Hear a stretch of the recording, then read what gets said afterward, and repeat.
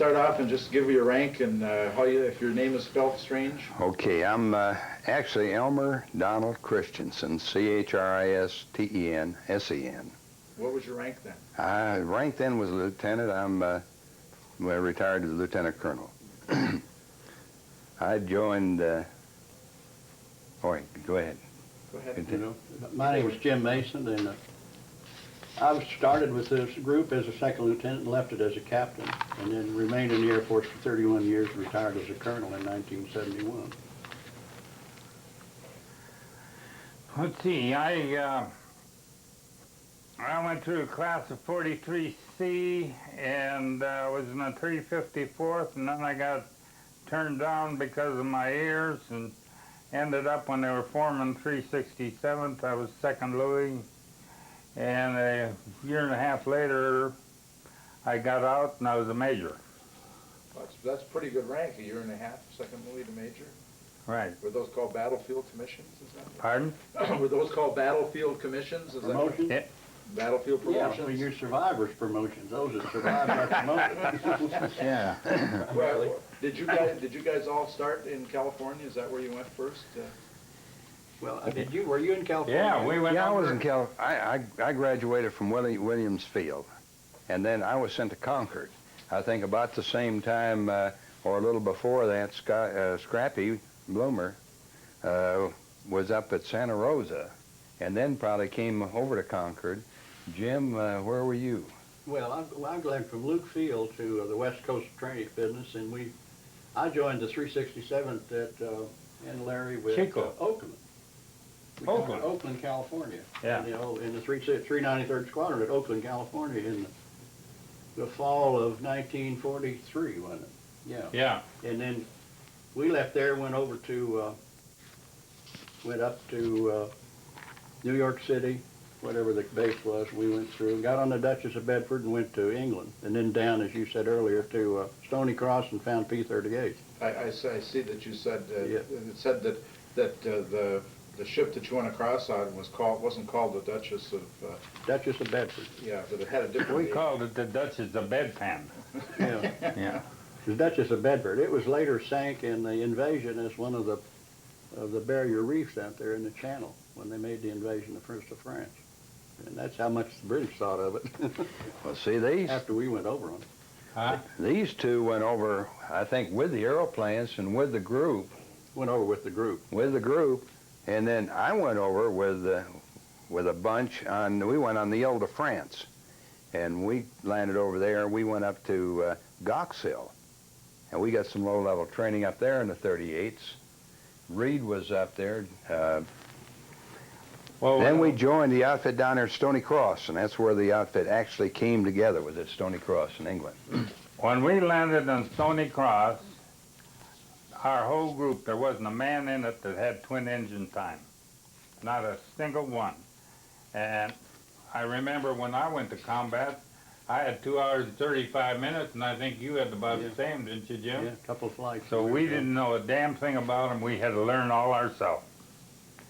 And that's why I say we were good, because we didn't have any of the you don't do this and you don't do that.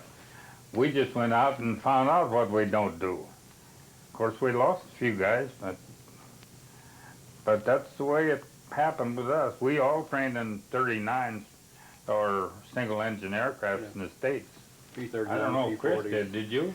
No, I went through Williams Field in 38s, and then I went to Concord, and that was 39s. And then before I left, I was down there at the 332nd in Santa Ana, and that's 38s.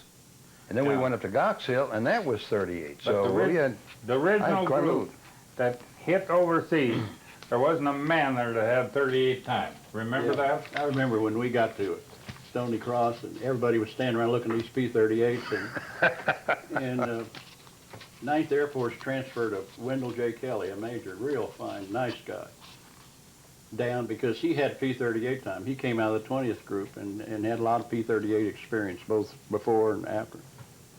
And he was up there briefing all the pilots, saying what a great airplane it was and how it was going to do all this stuff. And somebody said, well, Major, if you think it's so great, why don't you get him the hell out of here and give us a good airplane? And then a year later, if somebody had said that, we'd have killed him because we really liked the bird after we got in it, learned how to fly it and what it could do. But our replacement pilots coming in, like Ed was in the first group, we were augmented from like 22 pilots to squadron up to about 30. And we got all the replacement pilots, and they came in and they had much more P-38 experience than any of the original group did. The old group staff, the commanders, and ops officers, the flight commanders, had 2, 3, 4 hours or flights in the bird, and all our replacements came in with 50, 100, 200 hours in it. And it was kind of a backwards business. The peons were leading the leaders, really, and telling us how to fly the airplane. Did it work? Oh, yeah, it worked. To make it worse, I was with you all when you went down to the Street 70th, and they had flown a few missions. They started talking about dive bombing, and they started talking about they got bomb blasts up to 5,000 feet. They got isolated fragments up to about 9,000 feet. Shoot, they found out the hard way where you got the bomb blast. Nobody had any information. It was all trial and error. We got some information from those guys. I remember Colonel M coming up or having a briefing and say, well, boys, today you go out and you get a feel of the airplane, and tomorrow you can practice once, and the next day we'll go out and mean business. Yeah. And that's just the way it worked. And I know that first dive bombing mission, I didn't think I'd ever make it, because I'd been watching those Grumman's go straight down, and I tried to do the same thing. I missed the target by 7 miles, you know. But we picked it up pretty fast. I never bombed that way again. No. But that was the whole case of it, where we actually had to find out what the do's and don'ts were. And sure, then about 3, 4 months later, they send Tony LeVere over to show us how to fly them, but then it's too late. Because I remember Dale Rankin going up and putting on a show that was better than Tony's, Yeah. you know. Well, he came after we'd learned how to fly the bird, you know. He was great, but by the time he got there, we were fairly proficient ourselves in it. We had learned by doing things the wrong way and survived. And our loss rates were pretty high, though, Yeah. considerably, particularly among the old-timers that didn't have any twin-engine background or no training in the bird. But we didn't have bombing tables and graphs and clearance criteria and zones like you have today. Like, you don't go below a certain altitude, and if you drop a 500-pound bomb, you're going to get shrapnel up this high. We didn't have any idea of that. And we didn't, and neither did anybody else. You know, it wasn't like it was available someplace, just nobody had it. I understand. We were all learning the hard way. This 38 would carry 2 2,000-pound bombs. And he and I went in one day after, I don't know what we were bombing, but whatever it was, we were shallow. And Scrappy dropped his bombs. They hit on a railroad track or something, and instead of penetrating, we were too shallow, and the bombs came up like this, and I'm coming in, and I'm going to hear these bombs going up past me. Got up beside you. Yeah. There you go. Just learn from... We can take a pause here for a quick second. Yeah. I think I got him right. See, when we went over on the Duchess to Bedford, right next to us in this convoy was a flat top loaded with P-51s. And we knew they were our 51s. We were using binoculars and dividing them up and picking numbers out. And so we were all prepared to get there. You know, we had our airplane. But when we got to Stony Cross, there sat the 38s. And they were all grounded for a modification. Yep. Yeah. Our mission over there before D-Day was actually softening up Europe, and as you know from studying the mission, that most of it was dive bombing, strafing, knocking off the trains, the trucks, anything that moved. Matter of fact, I think the Germans complained at one time that they had to move troops up after D-Day on bicycles. As they put them in the truck, we'd blow them up. And after dark. Yep. They moved them all at night. But we were strictly interdiction, all air to ground just about. And if there wasn't any German air that was in opposition to us on a day-to-day basis, you could go for what, a month and never see a German airplane. And then when you get lucky, like Larry did, Yeah, he must have seen some. yeah, he saw 6 and got 5, I think. How do you get 5 airplanes in 15 minutes? Well, I would have got the other one, but he wouldn't get in my course on the way home. But how did you get 5? That seems like a... Well, it was the biggest air battle of Europe, and there was about, 45, 50 of theirs, and there must have been about 20 of us, Yeah, just about that. something like that. But what they did, they hit was it the 392nd they hit first? Or And we had a fourth? low squadron, and they hit the low squadron first, and we were high squadron, and that put us at an advantage. And Larry never lost advantage. He stayed above them all the time. He yo-yoed and just did his old homeboy thing, see, which just like you were back at one of your training bases, and he did that, and it worked. And he did it well. I don't think we lost an airplane that day, did we? Huh? We didn't lose an airplane that day, did We didn't, not out of our we? squadron. No. Then if we'd had any guts, I think we'd have got a couple more. Yeah, if we'd have stayed there. Going home when they were landing on that field, you remember? Yeah. But we didn't know how much ammunition we had. We hadn't lost a man. We'd had a good day, so what should we do? I called Jim. Jim says, let's call her quits. Live to fight another day, you know? Yeah, get them tomorrow. 5 at one time has got to be quite a feeling. 15 minutes. That's, I don't think it was that long, really. and we got the Frenchmen to vouch for that. Yeah. Yeah, that's right. That is right. Yeah, that was a good one. Were you flying together with him, Jim? No, I wasn't there that day. I wasn't Gene either. Autry was with you that day. Autry was with him. Autry was with you. Yeah, Autry was Really on Autry. my wing that day. And I've forgotten, who else was with you? I don't remember. Well, Got to Autry, remember, that's been a long time ago. Like, Yeah, it can't. It's just like that mission where Dale Rankin gets killed. Yeah. I've been trying to think of the 4th man, and I can't think of who it O.R. was. Johnson. Huh? Mousy Johnson. was it Mousy? Yeah. it was Did he O.R. get killed? No. No. No, he was the 4th man on the flight. We lost Rankin that one day, but he's the only one we lost. So there was you and I and Dale and Mousy. Yeah, Well, that figures. You know? yeah. Well, We he went- must have been aboarded then before we got there. He's the one that lost his radio, remember? Yeah, he cost me the 45 airplanes. His headset came unhooked, remember? I don't remember. He went screaming home, yeah. He cost you That- 45 airplanes. How did he cost you 45 airplanes? Oh, Jim and I were sitting at 18,000 feet in Mousy, and we looked down there, and we saw this row of about 20 Ju-88s going this way, and 90 degrees down this way, about 45 109s, and right in the center, a nice administration building in a little town. And I called Jim, and I said, Jim, We did now not, you guide me. there wasn't any, And I'm going down, I'm going to take them 20 Ju-80 first, 20 Ju-88s right on the deck, and I'm going to make a 270 right on the deck, right over the town. And then you line me up from up there at 18,000 feet so I can get them 45 109s, and I'll take them. And just then, Mousy called and said he's out of gas. And I said, what should we do, Jim? Of course, we didn't want to lose any pilots, see? He said, we maybe better take them home then.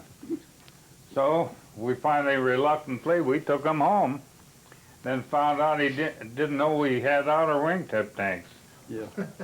He had the same gas as we did. At least he should have had. That would have Well, been yeah. my big day. He wasn't, his outer tanks weren't feeding. But tell him about the day you dropped your fuel tanks, you remember? That what? You dropped your belly tanks, remember? We were escorting a bunch of B-26s. It was just a little milk run, remember that? I don't remember that one. And we were going down to St. Dizier with this B-26 outfit, drive along about 12,000 feet, and Oh, we were just barely moved. B-26 moved pretty good, and we could just barely, didn't have to ask a whole lot to stay above them. Maybe you were along, Ed, I don't remember, but we got down there, and a couple of 109s come out of the, way above us. Overcast, high Sarahs. Remember, and these two 109s came down, and they popped back into that, and old Larry said, let's climb and get rid of our tanks. And he reached over and dropped his tanks, and all of a sudden he realized he had never used his external fuel, and he was damn near out of internal fuel. And he dropped 2 full belly tanks. And then he said, oops. And I've forgotten what other classy words he used. Like what shithead didn't turn my tanks on or something, Remember that? But we had to turn that off too. Remember that day that we had that party at Stony Cross, and we mixed all our whiskey and Doc's alcohol and made that kickapoo juice. We had heavy heads the next morning, and you and I decided that we were just going over to the marshalling yard, drop our bombs, and come right straight home. And we got over there, and we saw this freight engine sitting in the crevice, and so without even thinking, we started down at it and shooting over the top. That was Dobrowski was the one that went, yeah. And shooting over the top, and all of a sudden I got to steepen up to dive a little bit, and by the time I get it steepened up, I'm too low, and I catch the top of the engine, throws me in telephone post, ties wire all over the airplane. One engine's on fire, feather that, and then I'm trying to get up into the clouds on the one engine, and then I'd get too eager, and she'd flutter down. Drag. By this time, they're shooting pretty good. Yeah. Finally get in, come home, we got 350 foot of wire, 8 different sizes still hung on the airplane. No extra charge for the scrap hauling. No extra charge for the scrap hauling? No, the colonel was mad as hell at me. And I told him he shouldn't be mad at me because I didn't even belong there. You know, I wasn't supposed to come home. I just come home because I was his buddy, you know. When D-Day came, we flew the top cover.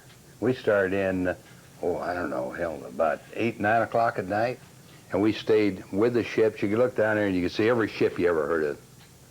And we stayed over there until about 2 or 3 o'clock in the morning. We came back, and then we were back over the beach in about 4, 5, 6 o'clock. They used the 38s because the 38 could be recognized and anything else would be shot at.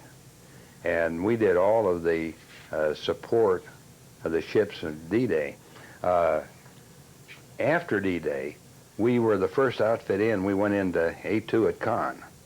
And as a matter of fact, there's a monument over there for the 367th Fighter Group, including the 393rd. Part of our mission after that was the support of Patton's tank outfit. And there were every time they get in trouble, they'd call us, come in and help them, and we bailed out Patton many, many times. Well, and remember where we were at Reims? Was it Reims that General Patton sent this convoy back to the group? And we got champagne, like tons of it, that he had captured someplace, and he sent it back to the group. He wouldn't let his people have it, but he gave it to us. We had champagne and cognac and brandy. Yeah. Well, enough for an army. Were you on that mission, Jim, where we took off and we were to go out and bomb, and then we were to land at a field, and they hadn't taken the field yet, but they said by the time you get there, they will have taken the field, and then we'll gas up the aeroplanes and bomb them, arm them again. You'll go out and bomb again, then you'll come back. We went out and we bombed. We landed at the field. When we got there, Patton's outfit was there. They got us out of the aeroplanes because they hadn't cleaned the snipers. He said, we have no bombs and we have no gas. We just took the field. Come on. We've liberated a lot of liquor. We went in and sat down with Patton and his outfit, and we spent time with him and good liquor. And they put enough gas in the aeroplanes with 5-gallon cans so we get on back to the base. Were you on that thing? Yeah. but we couldn't. They didn't really, the airport, they didn't really have control of the airport yet, but they thought they did. You know. Am I right? Was that a dirt field? Did we land No, on it the was dirt? grass. It was grass. It was a German airfield. With little flags. There was one stretch there that we used to haul our bombs back all the time when, you Yeah, know, we if we didn't- didn't find a good target because they were short of bombs. Yeah, Transportation is the big problem. They couldn't keep us supplied with this stuff, see? And so then consequently when they get to that, then we'd have to back off and we'd come back and they'd defuse the bombs and take them off. we didn't No, do we- that much though. Huh? We didn't do that much. I could Well, always a few find something times, to put them though. on.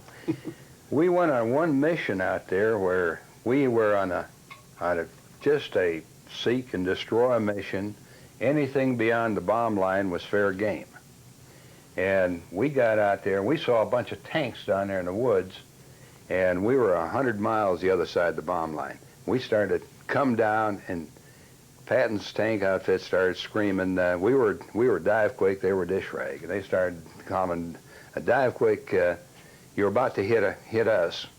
We pulled off, and then there was apparently a lot of confab between the high officials, and the next day they put 6 foot by 6 foot cerise panels on the back of those tanks, because Patton wouldn't stay behind the bomb line. When he could run, he wanted to go. Well, he did go too. Yes, he did. Man, oh man, he'd outrun his logistics and everything else. And the only Well, thing that could stay up with him was air that could keep supporting ahead of him. His ground forces couldn't, and he'd run out of gas, run out of munitions, and run out of everything. And then he'd set till it all caught up. But we could stay ahead of him. He liked that, and he always remembered that. While he was running, Jim and I came back. I don't know why you and I were alone, but I was flying your wing. We came back, and we looked Oh, down. this is that good story. We looked down there, and there were about 50 trucks, big old 6x6 trucks loaded with German soldiers. He was mad at me. And Remember that? Jim started in strafing, and he took the first one. He couldn't just go down the line because he would hit the dirt. He took the first one, he pulled up, and he took the third one, and I took all the leavings. And before we got through, we'd shot up every truck. Every one of them either was burning or had blown up. Came back to base, and Jim had a hole through his wing that somehow, I guess when he was pulling up, I got him, because he says that the hole in his wing came through the top of the wing. I wasn't flying upside down. It wasn't like one. Ed was a pretty good shot. He'd have been real good. I might not be it. Yeah, I can remember that one. Should I tell them the story about taking that French gal? No, I don't think you ought to do that. You ought to tell him the story about Larry took. We went over, and I can't recall the deep, but we got involved in something, and Larry got hit pretty hard, and right at the bomb line, wasn't it? Right, just troops hadn't. But we were still in England. We hadn't moved to France yet, and Scrappy got hit. And this old P-38 scrap iron 3, I think it was streaming a lot of smoke and fire, and about as high as this ceiling from the ground, and going about 400 miles an hour, and old Scrappy come tumbling out of that thing, see? Right over the bomb line, right over the no man's land practically. And a chute opened, and it didn't open like this, it opened, because his movement was forward, not vertical, it was just horizontal. And then the British got you, wasn't it? The German, that was the 17th Panzer Division. Yeah, but the British picked you up, didn't they? Yeah, after 6 hours. Yeah, well, they didn't want to rush right out there. They didn't really know how valuable you were, see? So they got him anyway. When we got back home, I said, Larry B. And Carroll Joy was the ops officer, Major Joy. He said, where's Larry? And I said, he's walking home, And he said, what the hell happened, man? And I said, well, he'd be along after a while. Nobody but me thought that, I don't think. I said, oh, he'll be at home. Hell, the guys in the POQ were rationing out dividing up his clothes and everything else. I got dibs in his pistol. Sure enough, what was it, about 11:45 at night. Yeah, he come back in But we didn't British know flew him shit. back in an old Lysander, wasn't it? If I'd have waited 15 more minutes, I'd have been declared an MIA. Yeah. Yeah, then you'd have got a Yeah. bonus, I guess, or something. But it did. But we got him back, see, and fortunately. Because if you hadn't got him back, the war would have lasted another 2 weeks or so, you know. But He was that We made important to the war mission? oh, yeah. He and I, and, you know, if a couple of other guys, a couple of other good guys, we could have stopped it a year earlier, don't you think? Yeah. You know, it wouldn't have taken all. Well, that's a hell of a thing to attack the 17th Panzer Panzer Division. With one airplane. But how it started out, you see, we'd got this new pilot that they called Silas P. Beck. And I said to Silas, I said, how would you like to see some flak today? And he said, oh, that'd be great. So I said to Jim, I said, Jim, you think we could find a little plaque over there to show Silas, you know? And Jim said, yeah. He says, I think we can find a little bit. So I said, okay, we will. So we went across the channel and docked our bombs, and we got uneventful, and we got halfway across the channel and checked all our gas, and everybody had lots of gas, see? So we turned around and went back in. Because what used to be a lot of fun, we couldn't knock a tank out shooting at it, you know? But if we could catch a tank going down the pavement, we could ricochet the shells right in back of them, and they'd come up into their belly, they'd bust in the fire and go ass over tea kettle, you know. God, beautiful sights, you see? So this is what we did. And all of a sudden we come on, it must have been 200 acres, huh? Yeah. 200 acres of nothing but jeeps and trucks and half-tracks and guns. You never saw such a menagerie in your life. And I says, hot shit, we're going to have a field day today. And I started in. Well, the minute I got committed, Jim could see what was happening. So he went around to watch. And I went through. And Silas saw his And fight. boy, they got me. They got me, I'll tell you. I was the best Christian that ever lived right about that time. I laid on my belly down there, and of course when I hit the ground, I lost my sense of balance, see? And I'd try to stand up, and then I'd fall over. And then I'd try to stand up, I'd maybe fall over backwards, you know. Couldn't get my senses back. And then I realized they're shooting. So I hit the deck, and then I crawled inch by inch. And after about 6 hours, I heard this guy holler, come out with your hands up.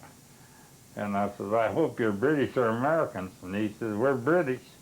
And they poured me a canteen cup full of brandy, and I never missed a gulp. Oh, that whole thing went right down.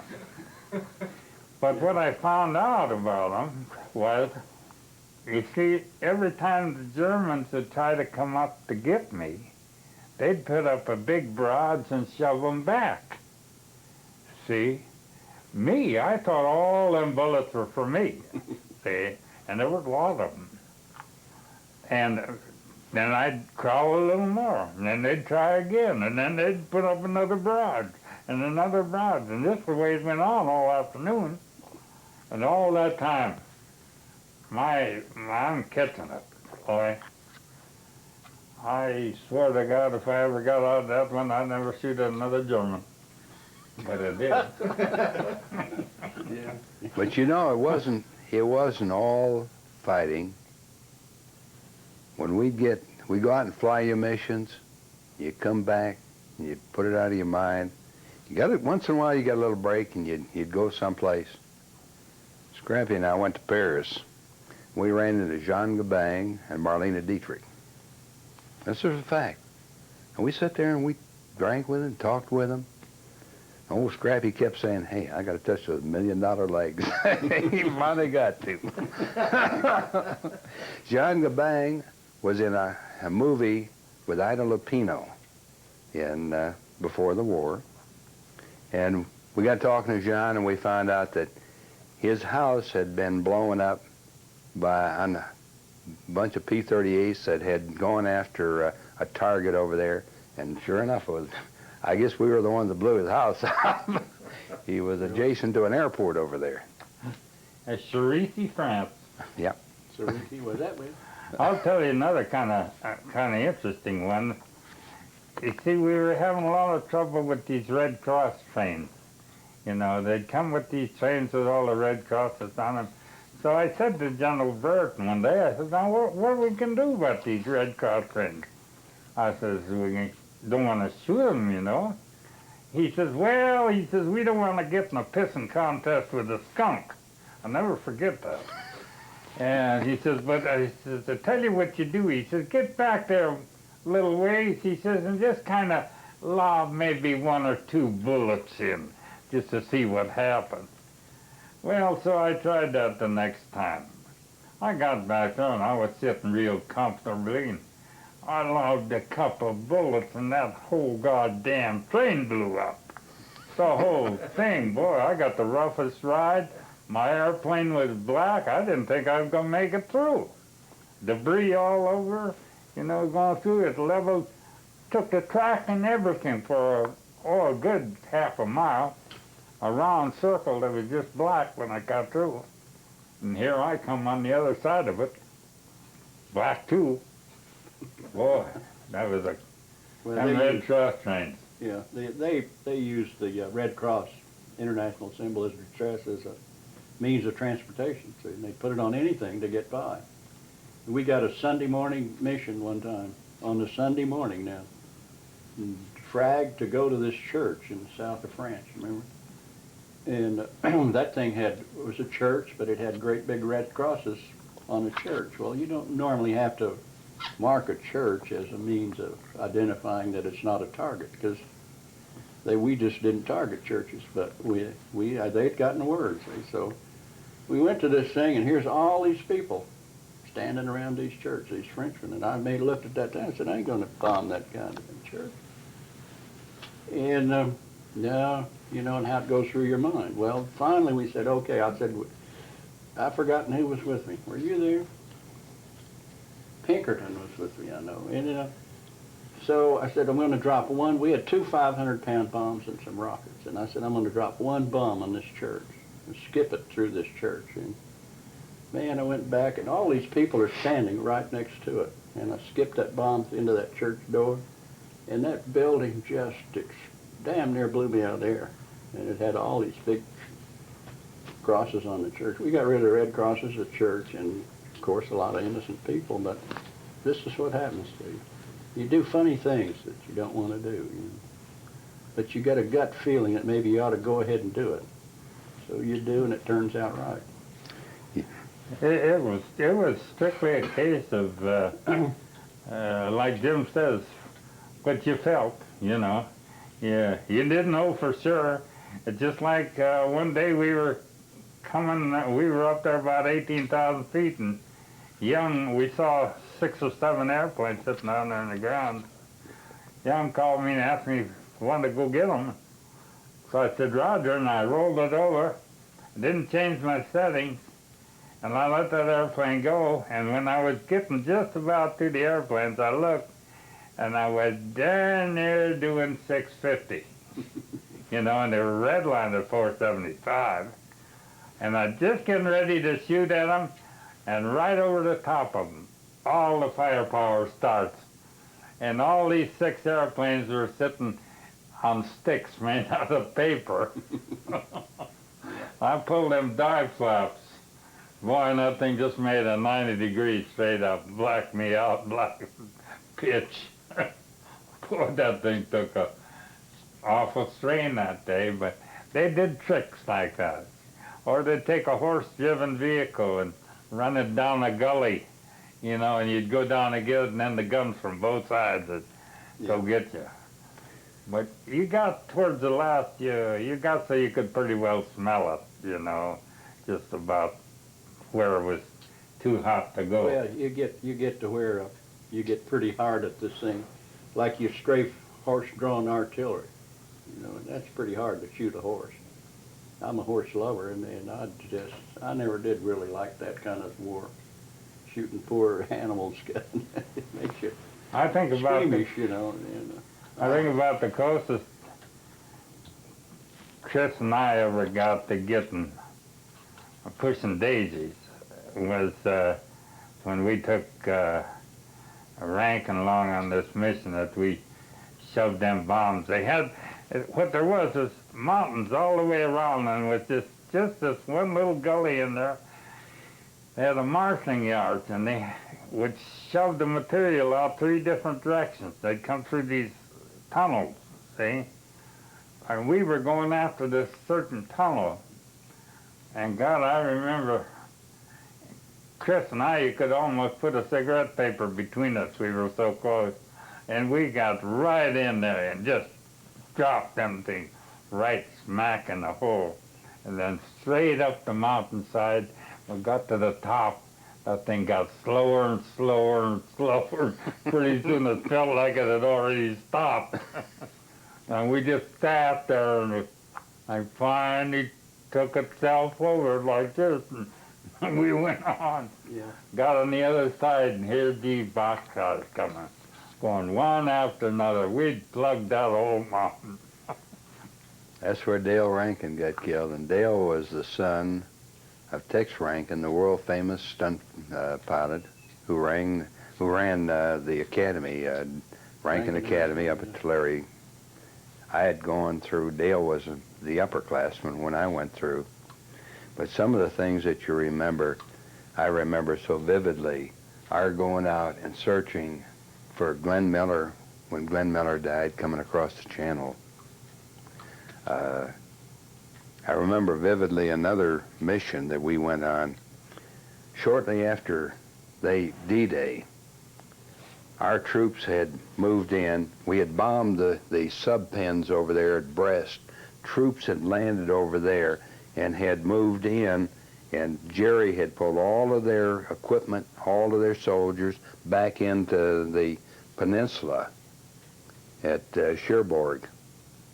And we came down there, and they said this was a mission that nobody has to go on. If you don't want your name on the board, take it off. Nobody did. And we went in, we were so low that when this thing was solid troops and equipment, we bombed the Cherbourg, or went across in strafes and bombed with delayed action fuses the Cherbourg Peninsula. And we were so low that when we went in, I had to pull up to get over a fence. I think we had, 43 airplanes, 40? and we lost 23. Uh-huh. Yeah. And I think I had the only airplane 5 minutes. that hadn't been hit. Huh? I think I had the only airplane that didn't have a hole in it. One of the guys would come, well, I know that when I went across, somebody in a church steeple was shooting down at me. We had, the old colonel said he was going to give somebody a medal because the guy had flown through a tree, and he kept swapping engines because the oil coolers were full of leaves, kept swapping engines till he got back. Yeah. And Kid at 392nd.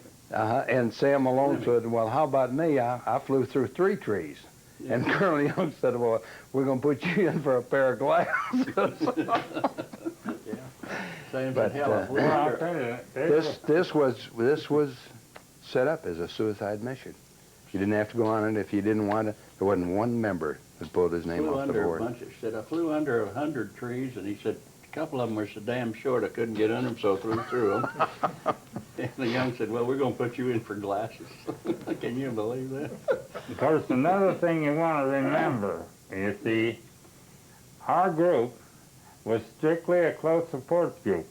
We flew a few top cover missions, flew a few escorts, but most all our missions were right down there on the ground. Pillboxes and trains and anything that was giving them problems, they'd send us in there. So we were right in there ready to get shot. And in fact, I don't think I saw fighter airplanes over 4 or 5 times in 100 missions. I don't think we used enough oxygen to worry about taking it, but Yep. after the invasion on 4th of June, in the next 10 months, I never saw 10,000 feet.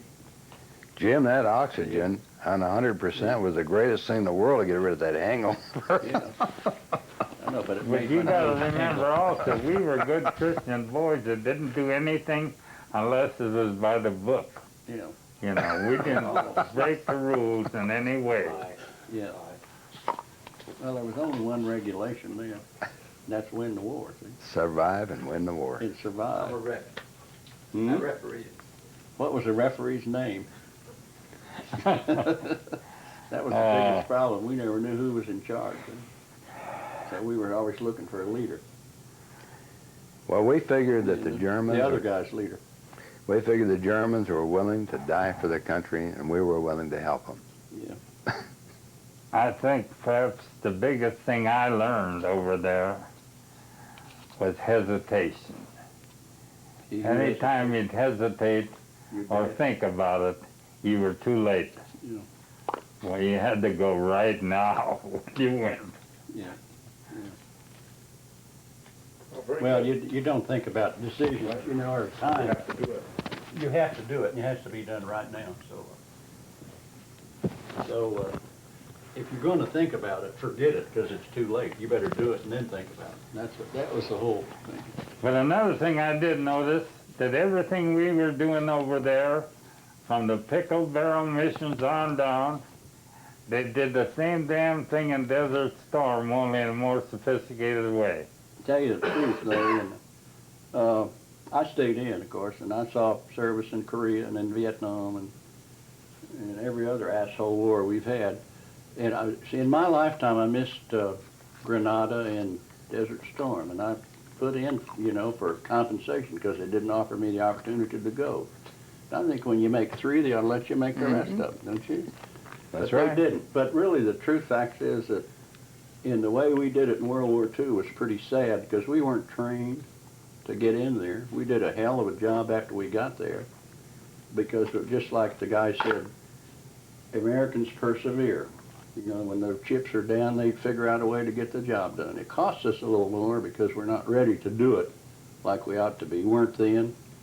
When we went to Desert Storm, it shows a thing that if you pay for it, you do it right, by God, you'll get it done right.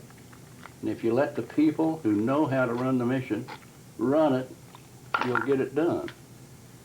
And we did it in my lifetime. I was in World War II, both in Europe and the Pacific, in Korea, and in Vietnam, in that asshole thing we had in Lebanon back in the 50s, and see it all. But now finally we culminate into Desert Storm, and that's the first time that a military system has worked in my lifetime and yours, and in yours, where you gave a military man a mission and said, get it done, and then stood by and let him do it.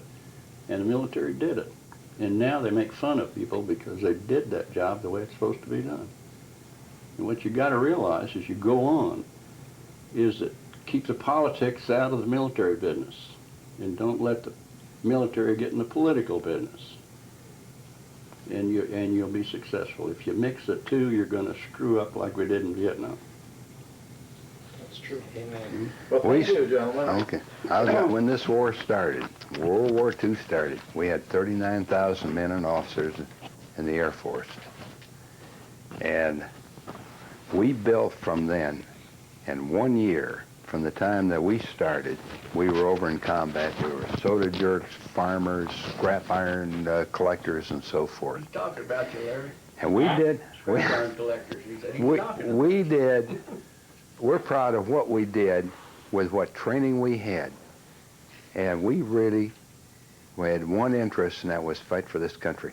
I thank God for people like you people who are carrying on and who have a nucleus to protect this country. And anybody that thinks that this country isn't in danger in the future is out of their mind. Well, you have a bigger worry now than you've had before. Absolutely. Oh, I should get to punch in there that I'm a non-service connected veteran. Yeah, that's right. Yeah.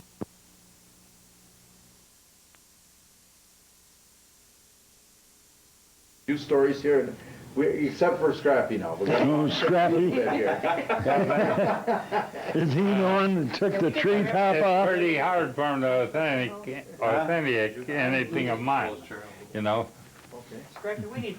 Could you roll the chair head a little bit for us, Scoot in a sir? little closer to the rest of the guys. I think Are you on, Cass. set over on? Get over like that. No. This guy. Scrappy over Scrappy moved away. Want to stand up a little bit? There, yeah, whoa. Oh, all right, Oh. good. You understand how he is. Yeah. Okay. All right. Anyway, Okay. okay, Lee, you said you had something that you wanted to, Hold everything. no. Miss America just walked in. Scrappy, we warned you about that now, no more jokes. Oh, God bless America. Scrappy? Is it Scrappy? hey, you play your cards right and you can end up with me. Okay. I might even let you take me home for a plaything. Anyway, Lee, you said you. Well, anyway, I said I had a story, but it was customary with the pilots, you know, they, not always did they trust their crew chief. When they took off, they didn't know whether the damn plane was in good shape or not, you know. So they thought they would impress upon us the importance of having this plane in shape if they took the radio out and stuck our rear end in the radio compartment and took us up for a little ride. Well, Scrappy first he took my assistant up, Jess Mendoza, and Jess said, well, you know, he cruised around once or twice and landed. And then he took me up and Scrappy said, what do you want to do? And I said, anything you want to do. So he did all kinds of chandelles and stuff, you know, and I don't know, I think we got up to about 10,000 feet and put it in a power dive. And he pulled it out, and he blacked out.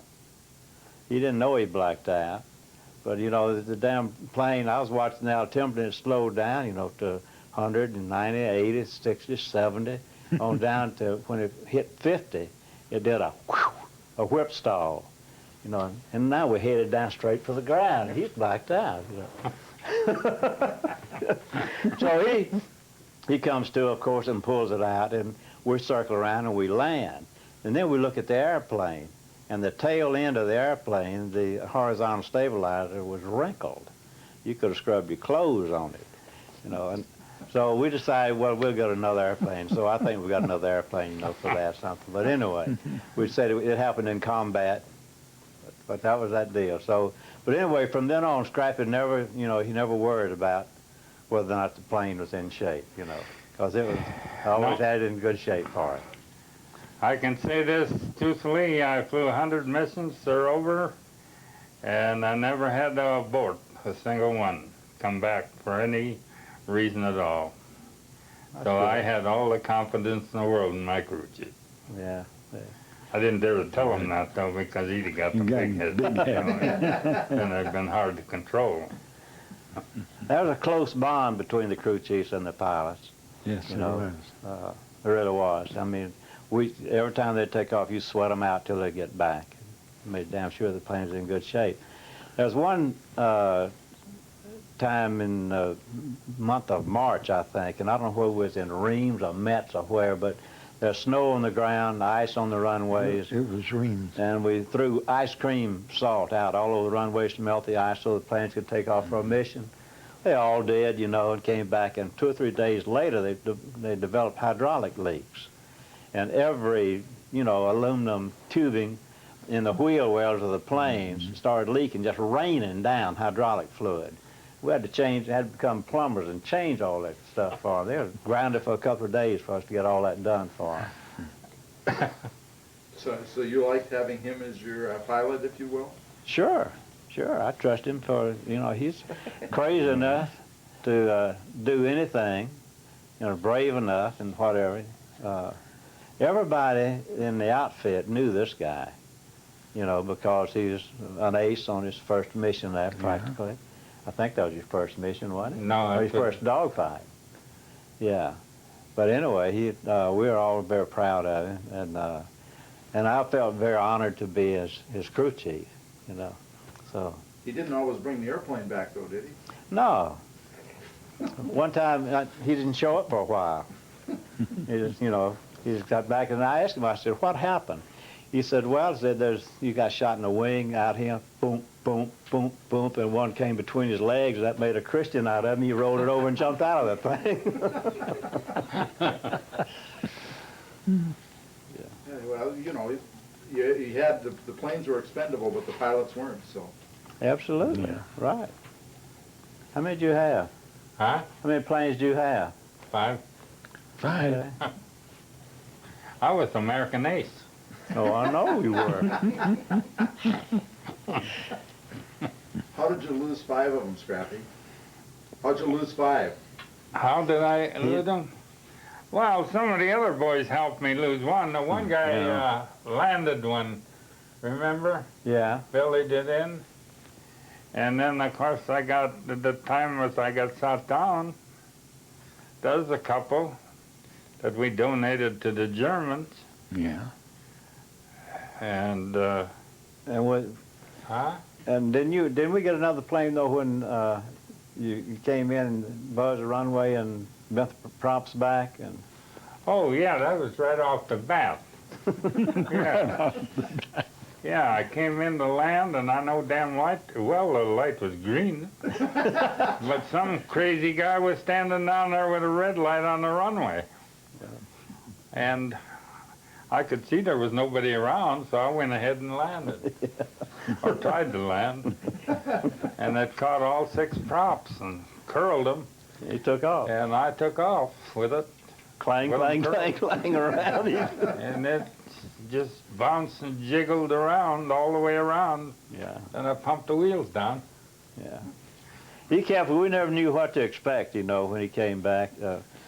I think while we were still in England, you know, the pilots would try to bring home a little green in the oil coolers down there, you know, in the radiators of the oil coolers.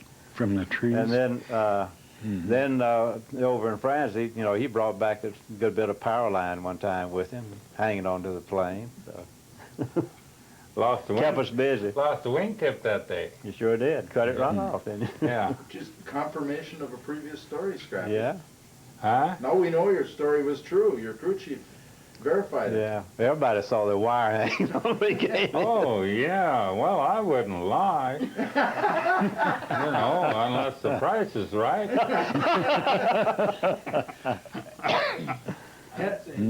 Henry, what did you do for the unit over there? Well, I think they run me around everywhere. I came in the outfit as a basic trainee, and then I worked in the orderly room a while, and then I went to group headquarters for switchboard operator, and then I got back to my own squadron switchboard operator for a while. And then I finally got him to change my spec number to radio mechanic, and I never saw inside of a radio school, but it's enough kind of mechanic to learn how to do it. Most of the time I was running around with a telephone line, unstringing telephone line and repairing them. And when other times for me to die, the time Scrappy shot down his 5 that day, but I didn't get time to get up on the ladder that day to open the canopy for him. He was already out there and asking the CO across the next pad, where in the hell was you at when all that was going off? I remember that one.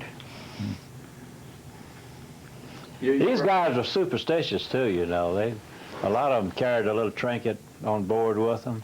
I think he had a little penknife hanging on the side of the cockpit inside there for a good while. Or somebody Something else happened to it, did. it got lost. But you'd always give him a salute, and I'd always touch his left wing when he'd take off, you know. You see, what a lot of people didn't believe, I was a safe, sane, conscientious, conservative, and considered pilot. You know, and I flew by the book. How come we can't get any confirmation on that, Scrappy? Now, Only one response, thank you. Yeah, lying. Clarence, what did you do? Well, I was the crew chief, like most of them. And I don't have all kinds of stories like that. Only July 4th, 1944, my airplane came back with 144 rounds of different types of ammunition in it. That was one of those low-level strafing jobs. And I spent the next 2 weeks fixing that airplane. But that's the most thing I can remember. Who was the pilot of your airplane? My pilot was Donald Buchanan, and he put in 25 missions and went back to the States. And, well, of course, we had other pilots. He didn't fly the plane every time, only when it was his turn to fly. I lost 4 planes. 2 because they never had dive brakes on them that went right into the ground when they was bombing. And 1, the last one, I sent back to Okinawa. And we got a 47 in place of it, P-47. Then we had a lot of fun, but it was heck too. You were there when they transitioned then from the out of the 38s. And... Well, I started with my first experience was at Santa Rosa, California. That's where I joined 367. With the 39s then. With the P-39s. Yeah, We went down from in there Culver's. to Oakland, the naval base there in Oakland. And then from there, we took the train all the way across the states. When did we go to Tonopah? Was that before then? Oh, yeah. I didn't get in on Tonopah or, what was it, Hamilton, Yeah. where you were? No, I joined the outfit at Santa Rosa, Yeah. and we was only there about maybe a month before we went to Oakland. Santa Rosa was in the middle of a vineyard, and the runway and the buildings and everything were painted like grapevines. And the air indicators and orderly room, everything, there was a building, a hull of a building rolled out on tracks over them.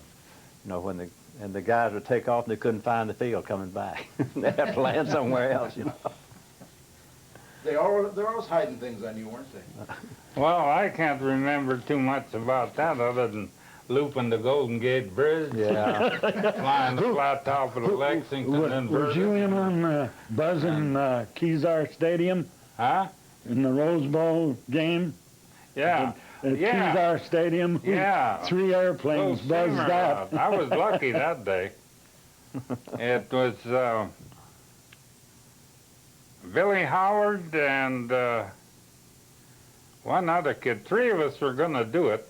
Yeah, 3 did. They were having the big football game Yeah. in Berkeley. And we were going to pull streamers out of the bowl. And we'd gone on a training mission and come back, and my airplane wouldn't run, and I couldn't get another one. So the other 2 boys did. And they took the band that was on the field at the time and laid them on the ground.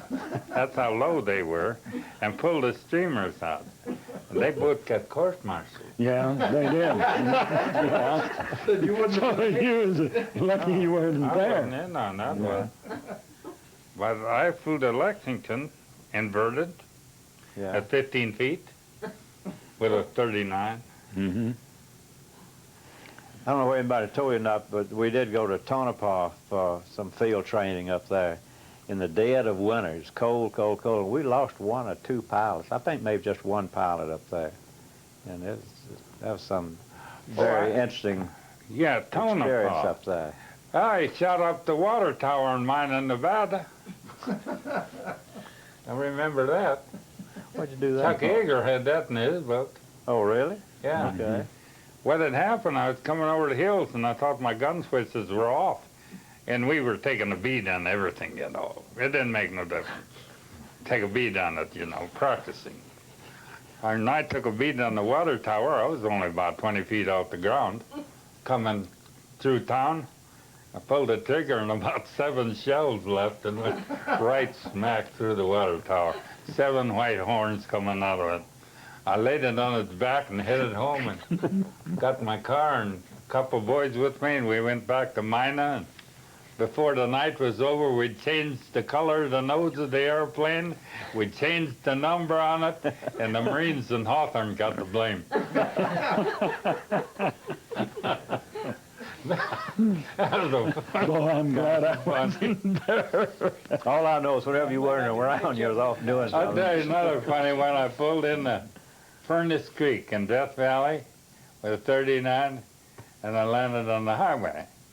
And I taxied into the service station and climbed out and went in to have a cup of coffee and a piece of pie. And the guy come up to me and he says, "Give us a buzz job when you leave." And I said, "Well, I can't do that because that's against the rules, you know." And he said, "Well, don't worry about it." He says, "I'm the sheriff in this country." I said, "Okay." I said, "If you're the sheriff here and you go down the highway and stop the traffic a mile down there, then I'll take off back down the highway and I'll give you a buzz job." So he did. And I just laid those orange trees right on the ground. They didn't even have to pick them. We used to go up to Death Valley Scotty too, you know, and we'd buzz him twice. And then he'd drive up the hill to the dry lake, and we'd land in the dry lake, and then he'd haul us down to the castle, and then we'd sit there and shoot the bull with him. He was a great conversationist, you know, old Scotty. And for 2 hours, but we had to be careful that we didn't stay longer than our gas supply. Because if our gas supply only lasts so long, and we don't show up at the base, then they go looking for us, say. We'll get in trouble. But if we come back with full tanks, they don't seem to say anything. And we did that more than once. Oh, Scotty. But he died on us. He was a pretty nice old guy. So you Well, who went, else? Clarence, you went over to, you were at the first group that went to Stony Cross then, when you went over first to England? Well, was Stony Cross A2? No. Stony I Cross. hit A2 first. Yeah, I know it. I went up the big hill and ran over to A2. And You didn't go across the channel on a... no. I flew. You flew well, in yeah. A2? No, we did go across the channel in and Liberty Ship. LST, Liberty Ship. Liberty Step. Yeah, down in the hull. Yeah, Liberty that's Ship. right. Yeah. Then I got up and went up the hill. Landed on an LS. We crawled out of this Liberty Ship after about 5 days waiting, you know. We was just sitting offshore out there waiting to go ashore. And the weather was bad, you know, this is for landing. But we're sitting out there, and above us was barrage balloons hanging onto our ships. And then above that, way up about 40,000 feet, you know, it'd be Bedcheck, Charlie, and all those guys coming over to work and everything, Yeah. you know. And then our guns were trying to shoot those guys down. We had one guy on our ship that got hit, and they put him over the side and sent him back to England. But we crawled out of that thing and went down the ladder onto LSTs, and then we landed, crawled off the LSTs, and disappeared in the water with the gun sticking out. Crawled ashore and went up the side of the hill over the other side of the pillbox and on up to on top. We camped the first night on a cow pasture. Yeah. I And remember all the that. guys, see, these guys didn't have to do that. Yeah. No. The enlisted men, they had to dig holes in the ground out there in the cow pasture, you know, put a shelter half I don't know, over, our shoot a conditions few were pretty cows rough. because they didn't know the password that night, you know. Oh, yeah. You guys camped out in Chateau up there Well, somewhere. I'll tell you another little story that was kind of interesting. We moved into France. This is the first night we were there. We're on this strip. And, of course, we run into some stuff called Calvados. Or Calvados. Calvados. Yeah. Yeah, that was a... Well, see, we knew nothing about it, and we didn't know how to handle it. All we knew was canteen cups, you know. Fill them up and chug-a-lug. Well, I got a little bit too much of this thing, and I was out with the Jeep. And when I came home, don't ask me how, because I don't know. I can't remember. But I come home with a donkey and a cow tied behind the Jeep. So then I didn't know what to do with this cow. The donkey was a good pet. So there was an airborne squadron that had just put in our runway where we landed. Remember that? Yeah. So I took the cow over there and I said, "What are we going to do with this cow?" And the guy says, "Well, we'll make a stew." So I said, okay. So I brought the cow over, and they butchered the cow and cut it all up in chunks. Got two 55-gallon drums and put them on some rocks and started a fire, and then they sent 50 guys out to procure some vegetables, you know, see, borrow them from this one and that one. And so we got this all stew going, and it cooked for 2 days, and god damn, it was good. Oh, it was good. That was the 82nd Airborne. Yeah. Yeah. Then I didn't run into the 82nd again until one day we just moved to Le Mans. Okay. Well, in order to get my donkey moved to Le Mans, I had to take a belly tank and cut 4 holes in it and shove the legs down and a little hole for air, you know, to move my donkey to Le Mans. And I got the donkey to Le Mans, all right. And that was on a Saturday, yeah. Oh, no, Then that's on that Sunday morning at 3 o'clock, we get a mission to go to Metz and drop our bombs. And then we're supposed to go over to Verdun and bomb up and gas up again, go back to Metz, and then back home because it was so far, see? So we made it to Metz and dropped our bombs and got to Verdun, and here's the 82nd Squadron that put in the runway. And they said, you guys haven't run into Champagne yet. Oh, no. Well, let's try it. So we all loaded in the truck and went to town. And we was sitting there drinking that with no champagne with no pain, you know. And comes 1 o'clock, and the gendarmes, French, were going to close the joint up, see, because they always closed it from 1 to 2 in memory of the Frenchmen that were prisoners of war and stuff, you know. I said, no way, you ain't shutting this joint down. I'm the commander of this bunch. So they stood out in the door, wouldn't let nobody in or nobody out.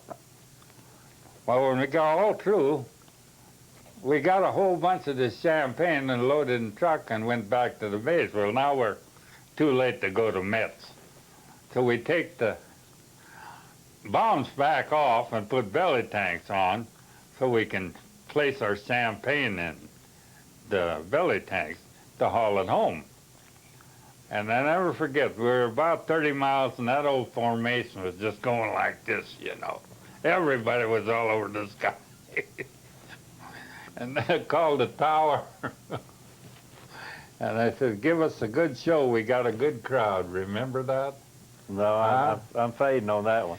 Well, I'll tell you, that runway was 5,200 feet long, and those people were 100 feet deep on both sides of it the whole way, and every woman in that crowd had a knapsack with a bottle of Calvados. And we came in to land, and they timed us. It took us from the time we come over the runway until we were all 4 sitting on the ground, 51 seconds. And then that's when the fun started. Viva la America, viva la Right. France. Well, what we didn't know, it was Bastille Day. Oh, And this is the first time the French had seen the Allied airplanes. And they had come in coal-burning trucks and stuff like one truck had made 25 trips hauling people in. And you know, the next morning, we couldn't fly a mission. There were sleeping bags all over that field. Everybody was hungover. They had flowers on the airplanes. Oh, it was a beautiful sight. And I lost my donkey that night.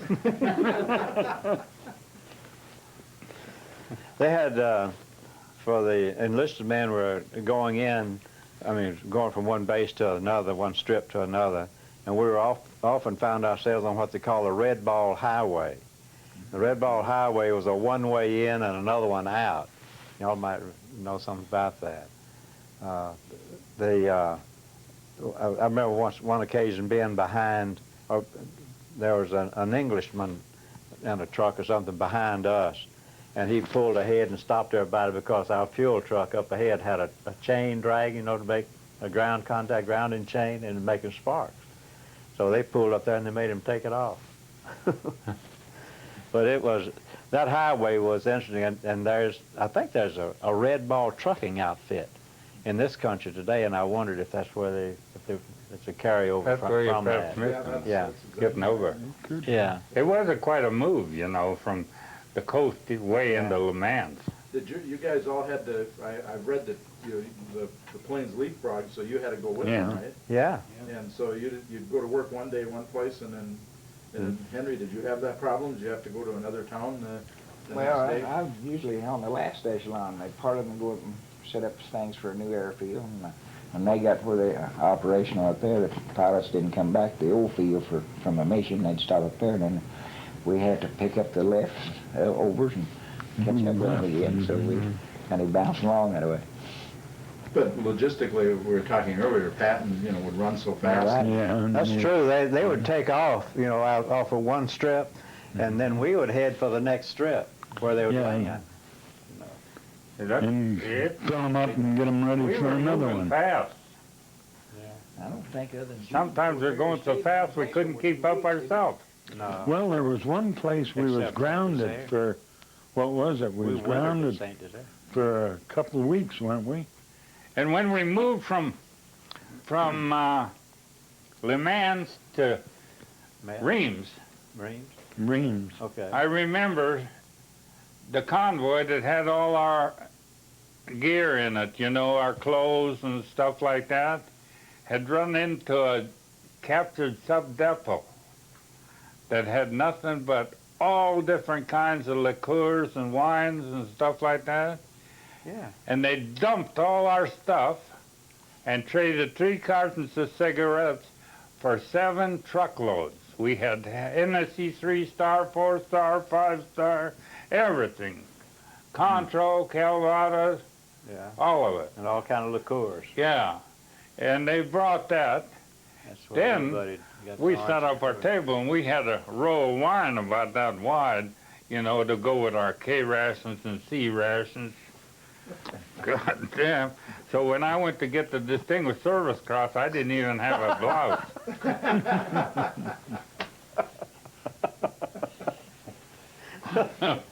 I know, I could. I was so plastered that day that General Spatz had to hold me with one hand while he pinned it on with the other. I never forget telling him he wanted to buy me a drink, and I said if I never took a drink in my life before, I was about to start then. Well, he was a good guy. Well, Well, I don't know what else to it was say. interesting. Well, that's good, that's good. Other than I wish you guys all the luck in the world. Well, we appreciate that, gentlemen, and thank you for your facts, history. We like what we like best, the stories. Some we talked about earlier, Lowell, but you know, just stories too. But first of all, we like to start off with, just for the tape, is we like to have you say who you are, spell your name if it's unusual, Joe. Right. Yeah, I have an Joe, unusual name. give your rank at the time, and then if you stayed in the military, and you know, if you went on to a higher rank or something, you know, just a little bit about yourself. We're not looking for a dissertation, just a little bit, and then we'll go around the room, and each one of you can do that, and then I know by then somebody will have thought a story, right? Yeah. So Joe, Right. we'll start with you. Okay, I'm Joe Dobrovolsky, Dobrowolski, and I did stay in the reserves after I got out of service in '45, and actually after I got through college, I became a base civil engineer. Didn't stay in flying status, and did retire back, and I'm now a retired lieutenant colonel, and I was a captain when I originally left the service. Thanks. Ed? My name is Ed Janisic, Janesic, and at the time I left in late '45, I was a captain, flight leader. I think these two guys were in my flight. And I went back to school and got my aeronautical engineering degree and stayed in aerospace business until I retired. Lowell Philbrook, I don't need to spell the last name, you can surely spell that. We graduated in 43K and immediately asked for foreign service. And they sent us out of Florida on a C-46 under sealed orders, hush-hush deal. And they sent us to Panama. We could open the orders a half hour out of Panama, or out of Florida. And they read Panama. So we down there 10 months. And then we come back to the States and went out on Long Island and checked out in 47s, P-47s, got 20 hours in P-47s, and then went to Europe and joined the 367th. And then that was the 393rd. 393rd. Fighter Squadron. Yeah. What rank were you? I was a second lieutenant in Panama for 10 months, and a second lieutenant after we got over there for I don't know how long. And finally I got to be a first lieutenant, and I ended up the flight commander as a first lieutenant. And I then, after we got back, I went up to Selfridge Field for a while and flew, and then got out, and then was in units. And then in 50 I joined the Air National Guard in Peoria and flew 51s for 4 years during the Korean War. And then was in the reserve for a while more, and then I went out to the Air Force Academy and was liaison officer for 15 years, and ended up a lieutenant colonel and had 15 years at the Air Force Academy as liaison officer. So lots of total years. 35 total. What about you? That's Vernon Trumper, and that's Trumper. Everybody seems to get that mixed up. But after the war, I got out of flying. I figured I'd use my luck up, and I wasn't going to do any more flying. But I went to school graduated as a chemical engineer and worked for DuPont and retired from DuPont at that time.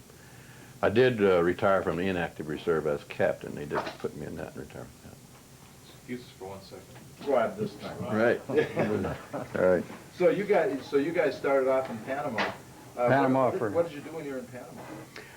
We did a lot of practice. In fact, we received most of our training. About every third or fourth day, we would be on standby. And when we got a call from Bingo, which was central headquarters, we'd go out and intercept any incoming plane or target that was coming in and identify it.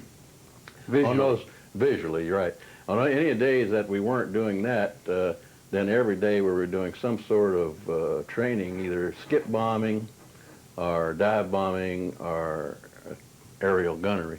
So we received a tremendous amount of training down there. And that was one of the advantages that we had, of course, when we went to Europe, was we had over 500 hours in that type of flying, which I guess fellows that went directly to Europe from the States just had just a few hours. So we were able to add a lot of experience to the group when we came over like that. I was one of the lucky ones. I was able to get 10 hours when I was in the original group before I went into combat with that P-38. Yeah. We were P-39 group in the States. I came out of class of 43I and started there, and we 3093rd then went to Oakland, spent a while there flying out of Oakland. And then we finally went on overseas, and in fact, I made my first night landing in the P-38 Invasion Eve, when we were actually the cover for the convoys going to the invasion. They put the P-38s at the bottom at 1,000 feet, and then up above it were the 47s or 51s, I can't recall which ones, and they were trying to keep the trigger-happy guys on our own boats from shooting us down, and by putting the P-38s in between, we did. And that we were scheduled to cover the convoys, and I can still remember they were halfway across when I first saw them, and as far as I could see up to the north, or to the right, or left and right, there were ships as far as I could see. But then we came back from that, and we were scheduled to cover them, though, from a half hour before sunset, or sunrise, to a half hour after sunset. And so we came at night, and that was my first night landing in the P-38. Blackout landing, mind you. Why did, you said the P-38s are on the bottom, why wouldn't they shoot at the P-38s? With the twin tails, everybody knew they were P-38s, whereas with the 51s and the 47s looked too much like a Focke-Wulf 190, and the 51s looked much like the 109 in a way, and they were afraid that our people on the boats would shoot them down, so they put us in between. In fact, one of the guys I was talking to, I remember this, but he said we were actually had to turn on our navigation lights so to let them know we were there as it got too dark for them to see us. And that was scary, isn't it? When you guys were in Panama, what field did you fly out of in Panama? Well, there was, 7 fields down there. Yeah. There was France Field, which was on the Atlantic side, and Albrook, which is on the Pacific side, and Howard, which is on the Pacific side. And then there was Sherrera 1 and 2 out in the jungle, and there was Madden out in the jungle. Yeah, there were a lot of short strips out in the jungle around about 20. There was about 7 fields total. And what did you call home? France Field. When we checked out down there, why, I went to Aruba, where our squadron was at that time. And as soon as I was there for several weeks, we moved to France Field. And that's where I spent all my time. And Filbert came to I was on Madden, and I was over on Howard. Flew P-40s over in Howard, and P-39s at Madden. And then back to France Field. I was back there twice. I was there on the 52nd, and then I was there with the 32nd. Yeah, I guess that's right. And I finished with the 32nd.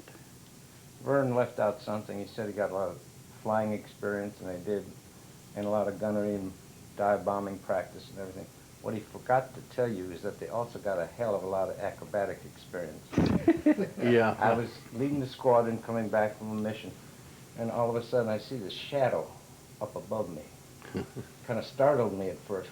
And I look up and hear this damn airplane is upside down. And he's doing a roll around me. These guys. Well, you told us to change sides. Not like that. Yeah, after our one went over and the other went under. We Yeah. changed sides, you know. You sure did. After the dive bombing run that we made, or skip bombing, or target practice, when that was done, why then the leader would say, okay, get in string formation, and then we'd have our rat race. And God, we did some of the god-awfulest things, I guess, and we did learn a lot of acrobatics. Well, I know you told me earlier that you like to harass some of the natives down there. Oh, well, that Sandblast was the Indians. Sandblast Islands. They're on the Sandblast south, out on the Atlantic, and on the south end there, Sandblast Islands, and they had dugout canoes with a sail on them, and they had the outriggers on the outside. So we'd go across there, and just as we got over them, we'd pull back on the stick and give them a lot of prop wash and knock over the outrigger. And they'd throw paddles at you, anything they could get a hold of. These were some guys that were supposed to save us if we went down. But the government did give a handsome reward for return of a pilot, so we weren't too much worried about that. But they lived out on the water, on shallow water, like Stilton, the whole village looked like it was right out on the water. Yeah. We'd buzz that thing every day. That was routine. I guess they got used to it. Then we used to intercept all the airliners and everything, any airplane that come in, we'd intercept and visually identify it. And the airlines used to come in, and we did a few rolls around them and this and that, and they finally got tired of that, and they wouldn't let us get within, what, 1,000 feet or Yeah, something they like complained, that. and They'd let their stop wheels doing that. down and other things. But Trying to tell you to stay away. yeah. That was fun flying that time, those days. I understand it was quite dangerous down there too, though. We lost a lot of pilots. Our casualties are almost as great as were in Europe. Doing things like Just like we were doing, you know.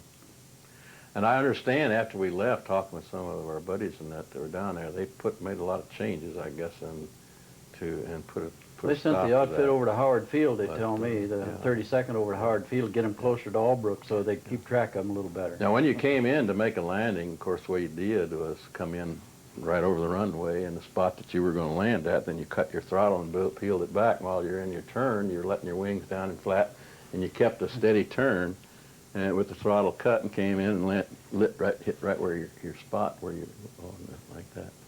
And you were pulling streamers all the way around. You always wanted to see how long you could pull streamers.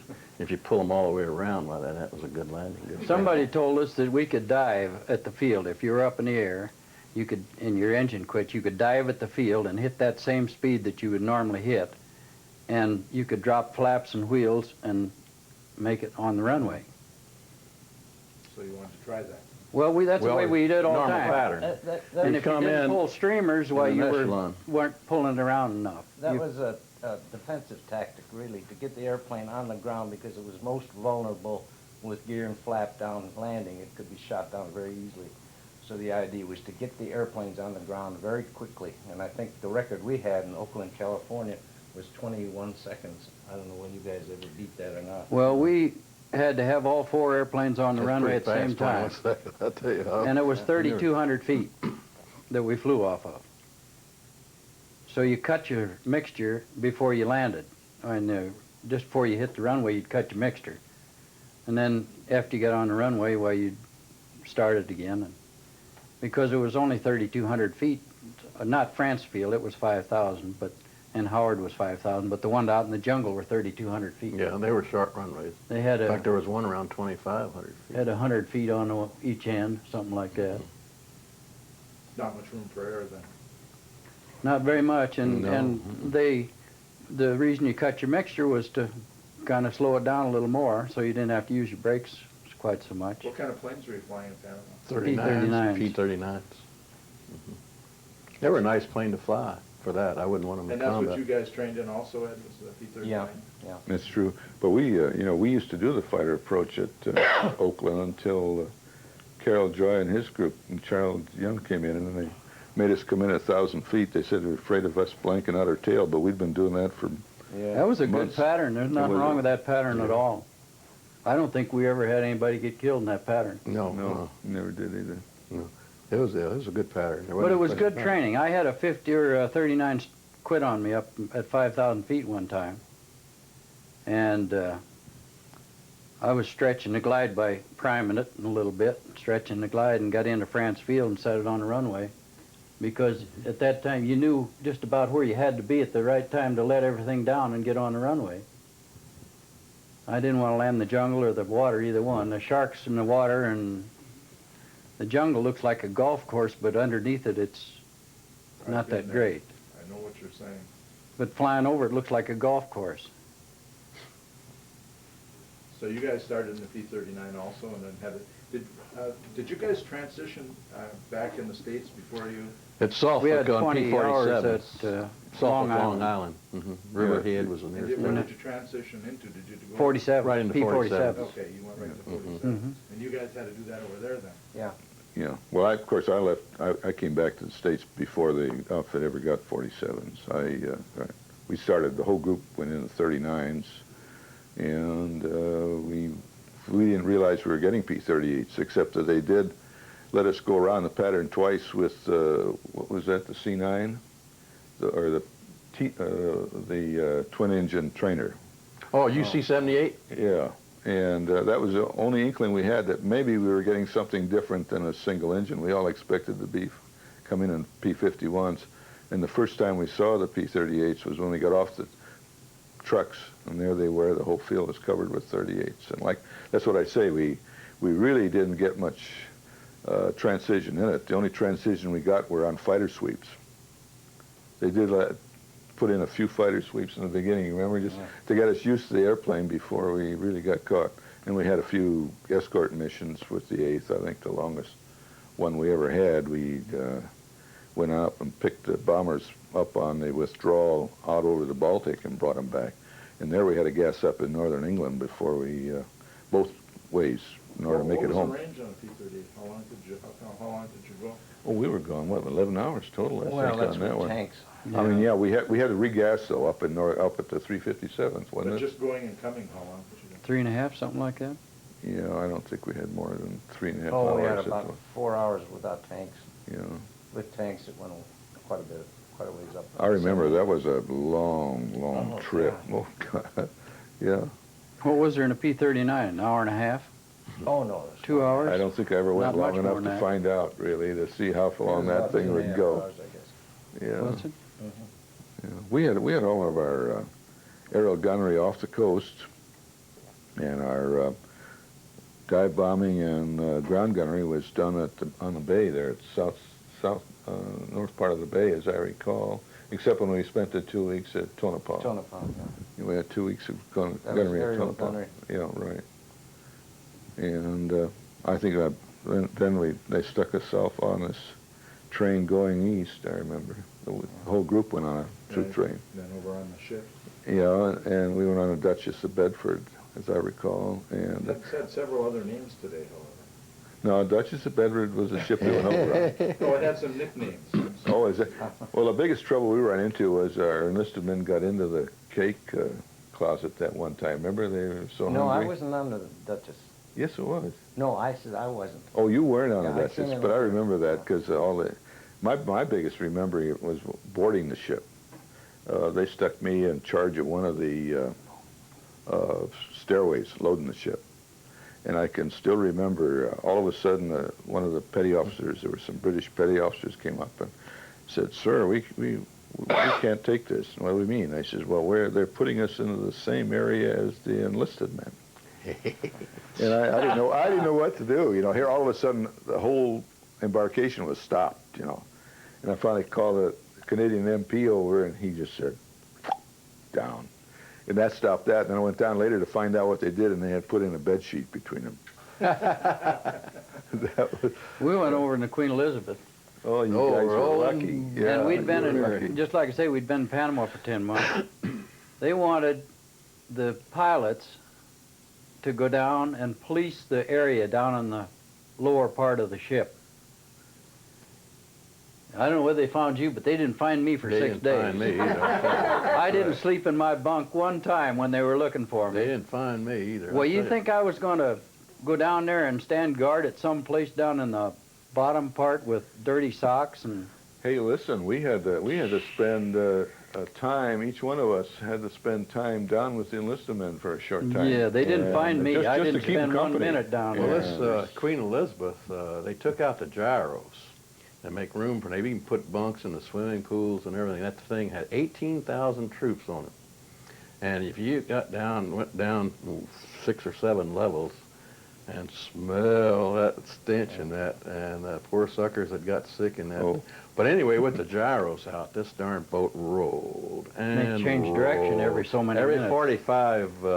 Every 45 seconds they had to change direction. To get rid of the torpedoes. They had somebody figured it out mathematically that they couldn't hit them with a torpedo if they changed direction every so often. To get a run, the U-boat would require more time than that, and so he would be unable to. And of course, the Queen Elizabeth had no escort, but didn't need it because it was a fast boat. But that thing rolled. I think the inclinometer hit around 44.5 degrees one day there. But See, that's all what night long, that thing would go over this way, and I'd be over here leaning to bring it back, and then finally it'd get back, and then I'd lean over to bring it back. See, that's what a little time did before. They paged me on that thing the whole way across the ocean, and they never did find me.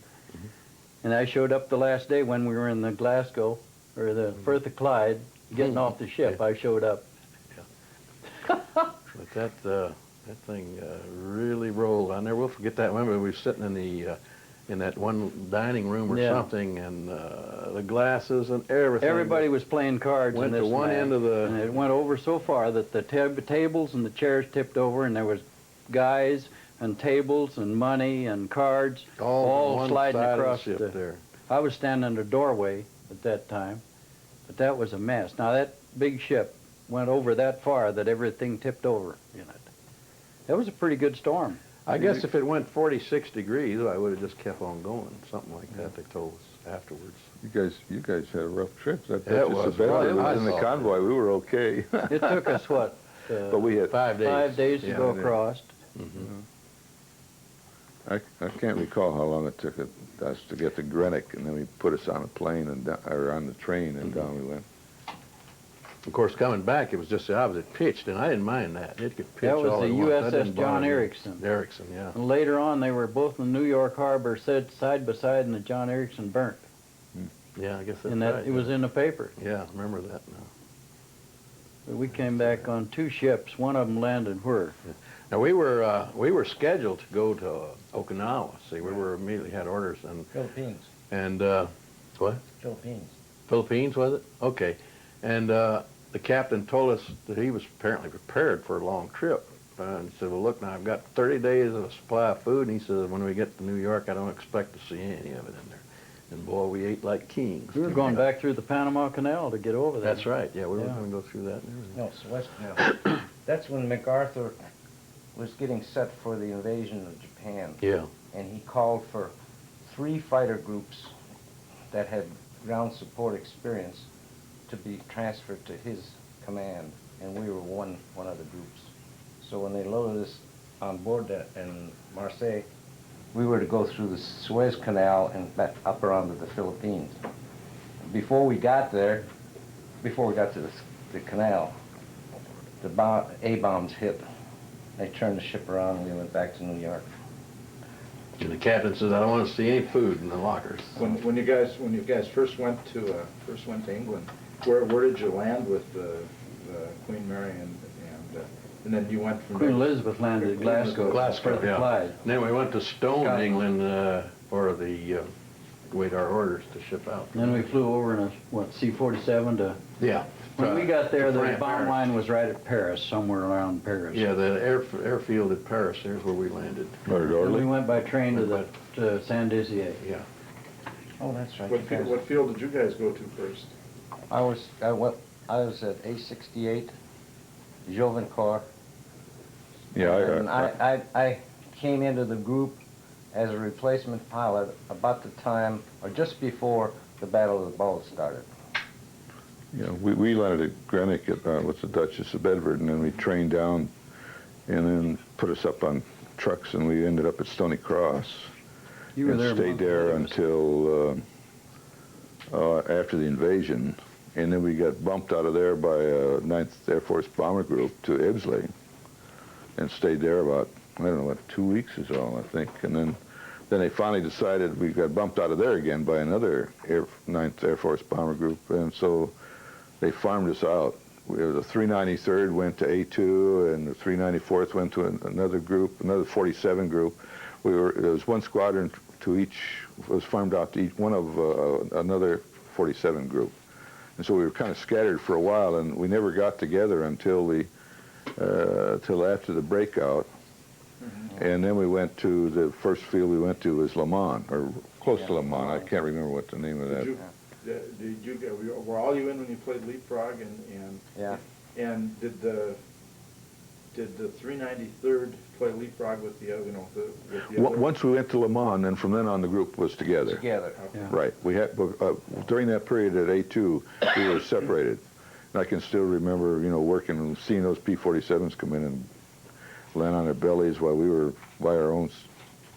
And that was we were then for a while we were at A2. We were never allowed to come back over the front lines. We always flew out over up north of Le Havre, went on in, and then we also came out there to miss all the. They were always afraid that our own people in the boats and on shore and on the ground would shoot at us, because they were. Everybody was trigger happy about that time, and that we kind of went around the front lines most of the time for a while until the breakout, and then from then on it was open season any place we went. Yeah. Right. So Yeah. so what was the last thing that you did over there? What do you remember? I know you went back a little earlier. Yeah. Well, the last big battle that we had, was the August 25th battle. I was involved in that one. In fact, I can remember I was in Scrappy Bloomer's flight. I ended up being the flight commander before I left, but I think the first big thing I remember is that he kept asking us what we will do when we see a locomotive, and I said, well, I don't know what I'll do. Let's see. And we finally went down on one, and I can still remember that particular mission because you get mesmerized with your bullets going out and your cannon shell, and you get too low. And all of a sudden I remember that the flashes on the locomotive were big. They got big enough so I realized I was getting too low and pulled up. And as I pulled up, I went through between two poles, and I couldn't figure out why. All of a sudden I said, hey, I'm clear. And then I looked at Scrappy ahead of me, and he had cleaned it out for me. He'd cleaned out all the wire, and he'd lost the wingtip on the pole. And then as we went on, we got a little further. By this time, he was trying to feather his prop, you know, and he was busy in the cockpit and everything else. And all of a sudden, all these 20 millimeters going past us, and all of a sudden I got a big drum sound in my tail. And that's when I said, Scrappy, let's get the heck out of here. I said, they're shooting at us. And everybody thought I was laughing and thought it was fun, you know, but I wasn't really. I was trying to get him out and woke him up that we had to get out. And I can still remember on that trip, he was going slow and he was trailing this 300 feet of wire. And I got over on his, where he lost his wingtip, and he finally got me over on the other side because he was kind of losing control because I was over there. And I can still, we forgot to put on our IFF at the time. And I kept S-ing back and forth because he was pretty slow. And we got back over over England, I remember, and all of a sudden here came a typhoon up at us. And he looked at us, I can still remember that. He looked and he just shook his head and he just split us and down he went.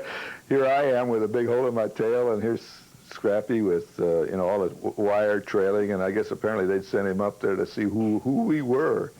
And that was of course, the biggest battle was, our problem with the P-38 was that we were so easily identified that the Germans would always pick the best time to hit us or to get away from us, to stay away from us. And I still remember one time Bill Salmon, Bill Norris, who was from White Salmon, Washington. They had apparently been jumped by 100 Jerrys one time.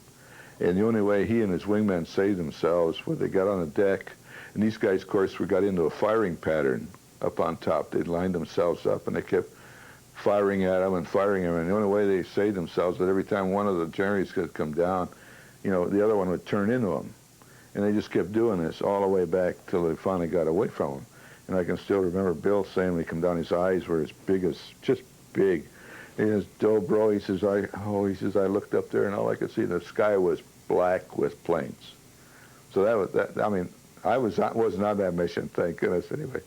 But those are the things. And the 25th, August the 25th, when we had our big battle, why, I was leading the flight. Scrappy was leading another flight. He was, I think, at that time, squadron commander. And as we pulled off the bombing run, dive bombing run on our field, why, we could hear all this clamor going on over there, and come on, help, we need help, we need help, we've been jumped, you know. And I just picked up and took off, and you could look off to the side, and you could see the flashes of the planes as they were turning and diving and shooting at each other, and so you knew where to go. I mean, that was it. So you took off and you started climbing, and I'd lost my wingman on it. As I pulled up off the diving run and took off, I guess apparently he was still diving, and so he didn't see me take off, and we got lost. And I got up over the top and looked down, and you could see all these planes just circling and shooting each other, and here I am alone. And we'd never seen them before, you know. This was our first time, and I was really wanting to get down. And about that time, my second element leader, Earl Odie, he says, Dobro, he says, I've lost my wingman too. He says, if you want to go down, I'll be your wingman. Down we went. And that's when I got mine, you know. And I missed him the first time, and the second time I still, like I said at Colorado Springs, that I had lost a buddy here about a month or two ago, and I says, it just felt like he had just pulled back my wheel and said, damn it, Dobro, you're not going to lose this one. And when finally on the second burst, I hit him right in the cockpit on a deflection shot, slightly downward, and he didn't have a chance. I mean, it was I've never seen anything.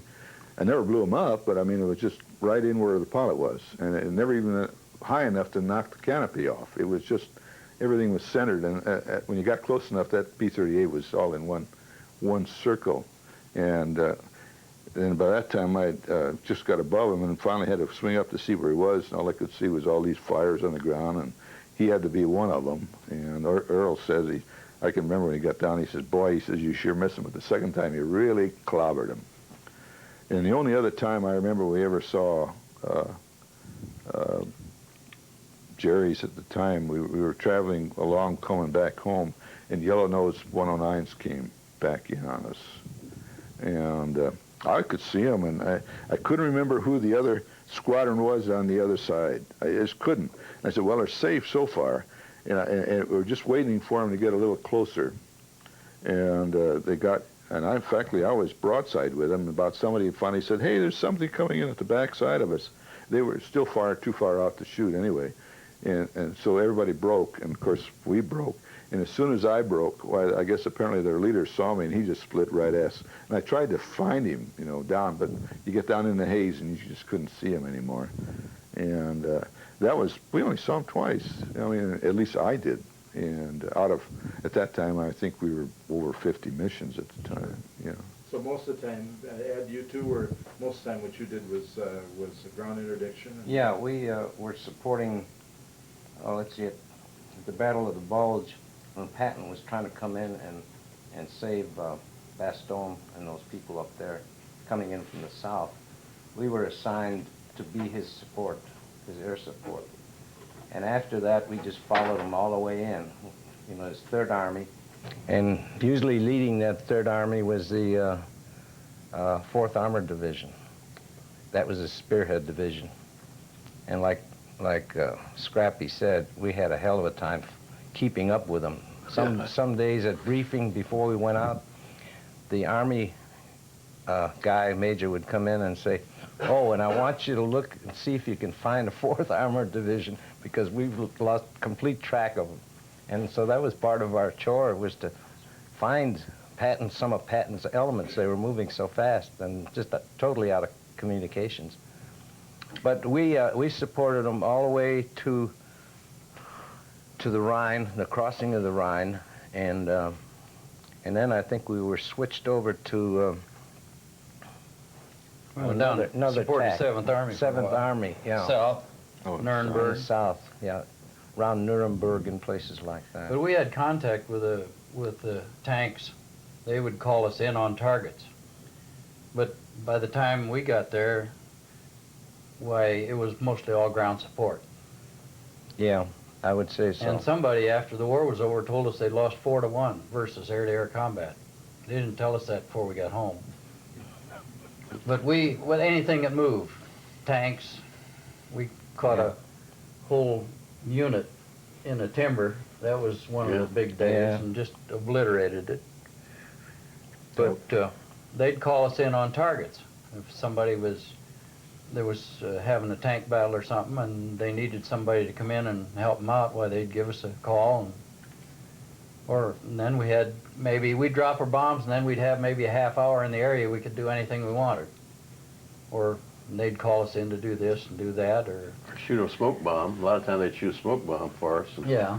And we'd start in, and we'd start down a train, and we'd start poking 50s through that until we found a car that blew up and then fly right through it. You've seen that in the movies. Well, that's true. You didn't do it on purpose. No. You enjoy it. It'd blow up right in front of you, and you'd end up flying right through the debris. We used to have areas too during when we were at Le Mans and down on the beachhead where we would actually do armed recon. I mean, we were told this was our area, and while the time we were there, we would do anything that moved that we thought we'd shoot. We were even shooting at guys on motorcycles. I remember that. Couriers. We chased a motorcycle down the road till he hit that Y, and he got off his motorcycle and went right in that house. And the motorcycle went down the road. You know, you hear a lot about friendly fire and that, and of course one of the techniques, and maybe it was explained, that we used, but before we were briefed on our mission, that we were given a panel, a code as to what was be displayed, so that we would know that these were our troops. I think there were two different colors, weren't there? A cerise and another color. Yeah.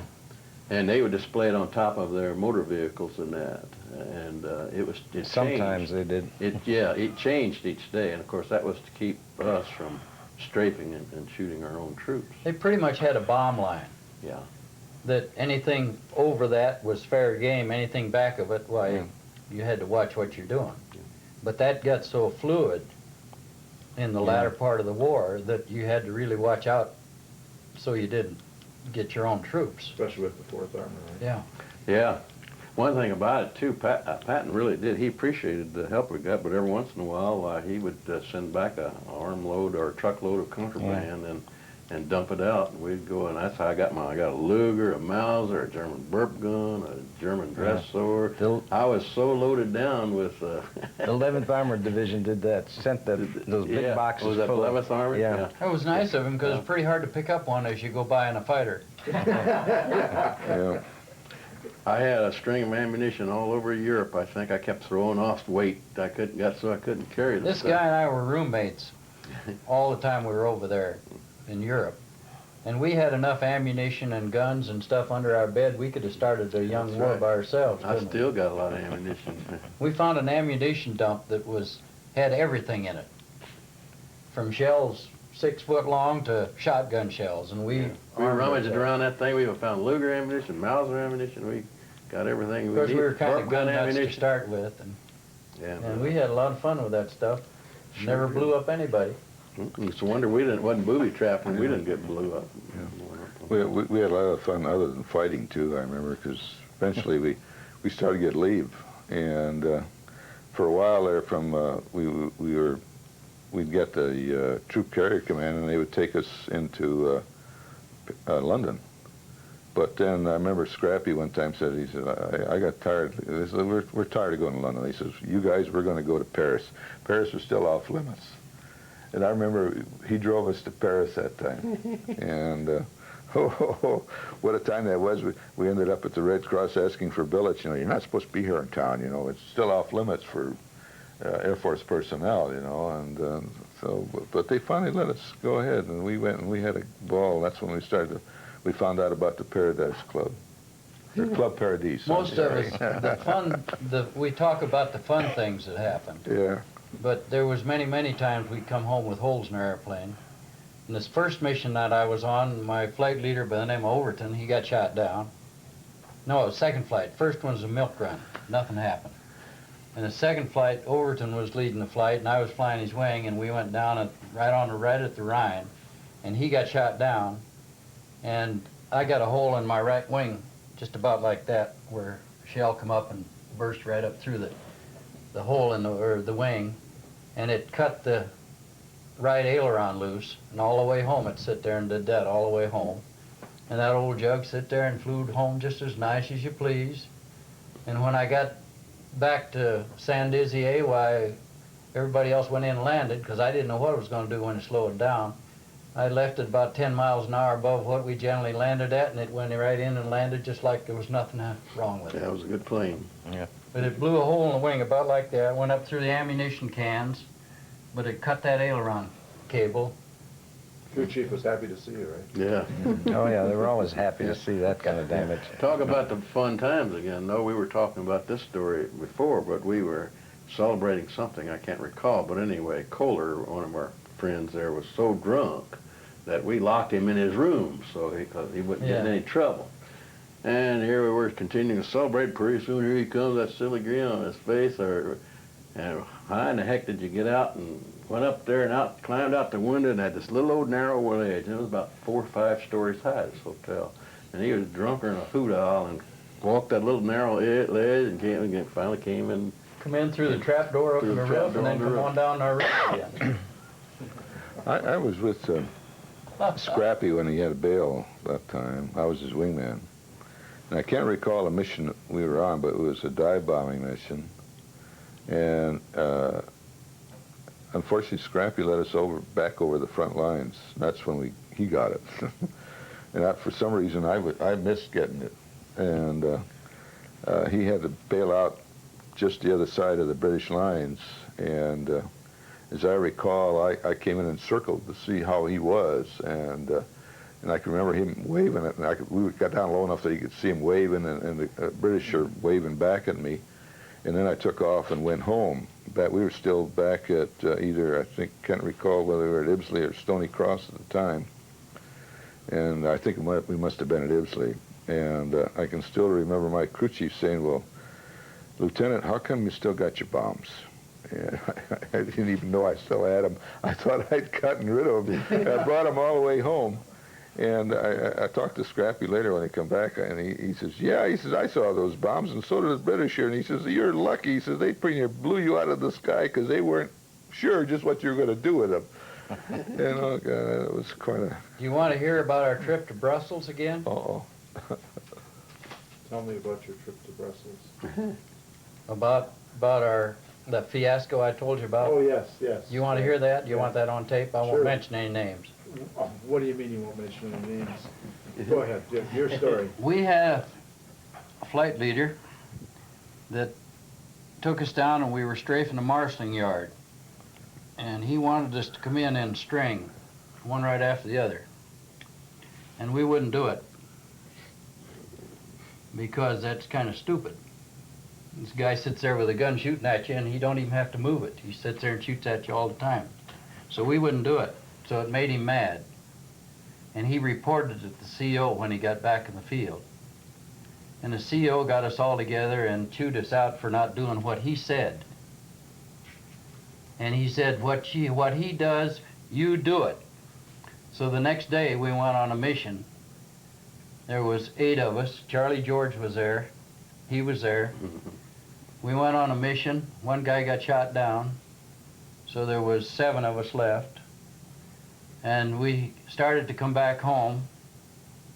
We missed the field about 10 miles, but we remembered what the guy had told us, the CO had told us the day before, and we were a little stubborn. And he went right by the field. Nobody said a word.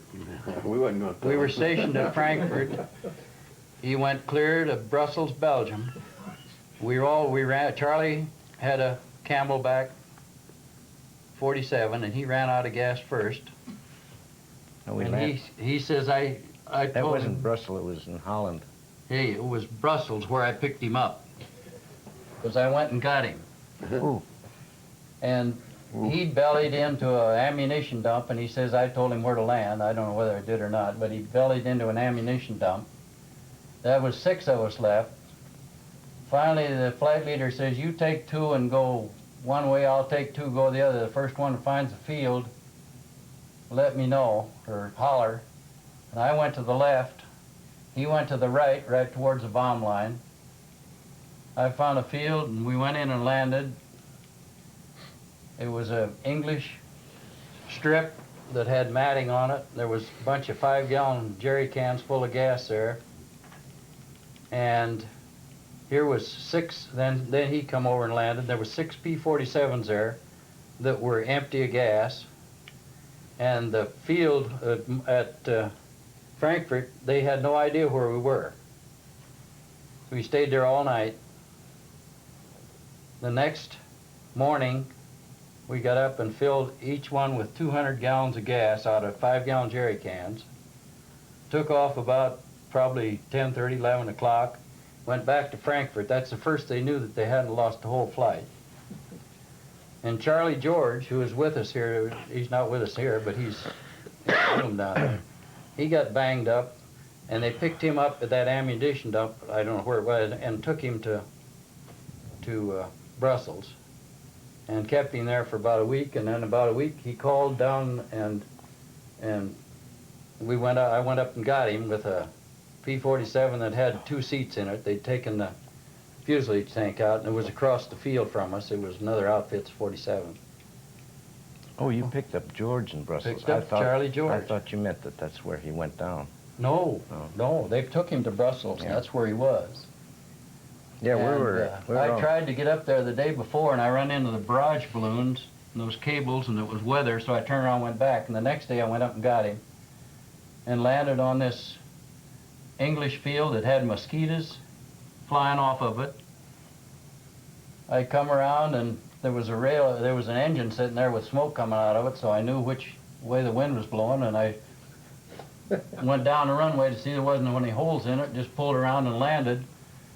And as I landed, why, some guy in the tower shot off a flare behind me, but I went on and landed, and then he called me on the radio and started giving me the devil for landing, because there was a bunch of mosquitoes coming in the other runway, but we had no radio contact with him, see? And so finally I got rid of him by saying, well, where I come from, we shoot the flare ahead of the airplane, not behind it. And there wasn't any more said. So I got Charlie in the airplane, and we come back to Frankfurt. And he was kind of banged up yet, so we took him off flying status for a while. And then our mail was shipped to Nuremberg.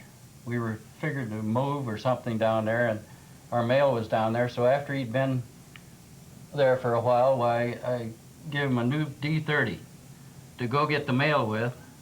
He went down to Nuremberg. There was a 51 outfit on that field, and he had been an instructor pilot in P-47, so he knew how to fly the airplane. But he was a little too proud to go around, and he landed a little long. And he got to the end of the runway, and he was going to unhook the tail wheel and spin it around on the end of the runway, and he spun it around. The only thing, it flipped over on its back. So I had to go get him again in the airplane. So that time we figured if you wreck two, you ought to have a parachute. So we took the parachute and cut it in two, each took half of it. Yeah. That's where he took the clock out of the plane then. Now here's another one. Were you guys there when the droop snoot was tried out? Yeah. Yeah. That was Charlie. that was They weren't. Huh? He was? They Who was? weren't. Yeah, I was there when the droop snoot. Were you? Yeah. Oh. Yes. That was the biggest fiasco we ever had. Yeah. Charlie got some kind of a disease, not a disease, but he got something wrong with him. They put him in the hospital. Infection of some sort. Infection of some kind. They put him in the hospital. We went to see him a couple times, Trump and I and a couple of other guys. He was getting worse. Every time we went to see him, he was getting worse. So we asked the CO, or asked the doc what he thought about it, and he didn't give us permission to do anything. But we took his uniform down and went in the hospital, and when we come out, we had him with us and brought him back home. Yeah, we shanghaied Him right out of there, never told anybody. But we were getting ready to go back home, see, so And we had brought to him do back something. home, and immediately he started getting better. And they were giving him penicillin, and he had a reaction from it. And that was pretty new at that time. Sure. And they were just making him worse. So we stole the guy out of the hospital. They're probably still looking for him. What was the matter with the droop snoop? Well, they I thought they'd try it, and they wanted to use the P-38 because we'd come in at 10,000 feet, and we were much faster than a bomber and so on, and they felt that we could do a better job. Yeah. I didn't go on these particular missions, but the first time they tried it, nobody really wanted to do it because nobody wanted to fly straight and level like a bomber. That was my first mission. I went with that droop suit, and and he said, drop the bombs, and we all dropped our bombs. Yeah, you just cue on the lead plane. It started out, there was about 3 series, and they got a lot of cows that day, I understand. Well, we dropped through an overcast, so I don't know what the Well, hell what we he did. said was, now we're going to get ready to drop the bombs, and about a third of them dropped their bombs then. Then he went in and said, now when I start counting now, at the time I get to 10, then we'll drop, and a few more dropped their bombs. And by the time they finally got to the point where they were supposed to drop them, there were very few bombs left. And I think that's just about time they quit that, too, wasn't it? Right. And I think it was to everybody's happiness to do that. They didn't really want to do it. Then they used it to take war correspondence on a mission, because the war correspondent sat up in the nose where the bombardier normally would sit, and then he would write up the mission when he got back to the States, to the States, and so that was the only other use for it. And there was one other mission that maybe Belasco, They played with our it a lot. intelligence officer, went on a mission in the droop snoot and war correspondence, and that was the end of it. It wasn't practical. It wasn't an award winner. No. No, that was the people who flew behind it, I'll tell you. They didn't want to do it. And not that I don't think the first time it was intentional to do what they did, but it was just nobody was trained to do it. And, when the guy says, on the count of 10, drop, and then, of course, they dropped. Even before he started counting, because all I heard was drop. We dropped through an overcast that day. I don't think they hit anything, probably, or they hit what was down there. I don't know. They killed a lot of cows, I understood. Yeah. We think. Nobody will ever know, I guess. Yeah, that's right. Well, very good, gentlemen. Thank you for your time. We appreciate it. We've added quite a few new Well, that wasn't too long after when they reactivated. Right. Yeah, It was only 3 years, 48. That'd be 45. That's Yeah. only 3 years in there. But, so that's why we're here, and like I said, the colonel is a history nut. And matter of fact, he gave me a history, the history on the 367th. That's his own, He gave that to me so that I could look at it. So by no means are we experts. We've got a history written by Moody. Mm-hmm. Have you seen that? Yep, I sure have. And but that's not what we're here for. We're not here to write another history. What we're just trying to do is get a little background and a couple stories. If you got some funny stories, you got some serious stories, you got some ideas about training, anything you want to do, we don't care. We're just trying to get some stuff. You use what you want and throw the rest out anyway. That's basically. And see what we're going to do. What we're going to do, when we finish the tape, when we go back home, we'll just record one of the cameras to the other, and then send it back so that your people have it if they ever have any use for it also. So, we don't know when we'll ever finish our history, but the history, of course, is never done. So I guess that's appropriate. But what we'll do to start off. I'm Dave Spears, Master Sergeant. That was as high as they went in your days, and now they go to Senior in Chief. They took the place of warrant officers. Everybody asked that, so that's, that's He's over the corner. Yeah, he's over. We put him in the corner. He's the chief? He's a senior. He's an E8. I asked you up above what the role, because we said sergeant, staff sergeant, tech sergeant. Staff sergeant, right. Master sergeant, that was it. Right, and that's what I am, a master, and he's an E8, and E9s are the chiefs, and the E8s and E9s took the place of the warrant officers that they had in the earlier days.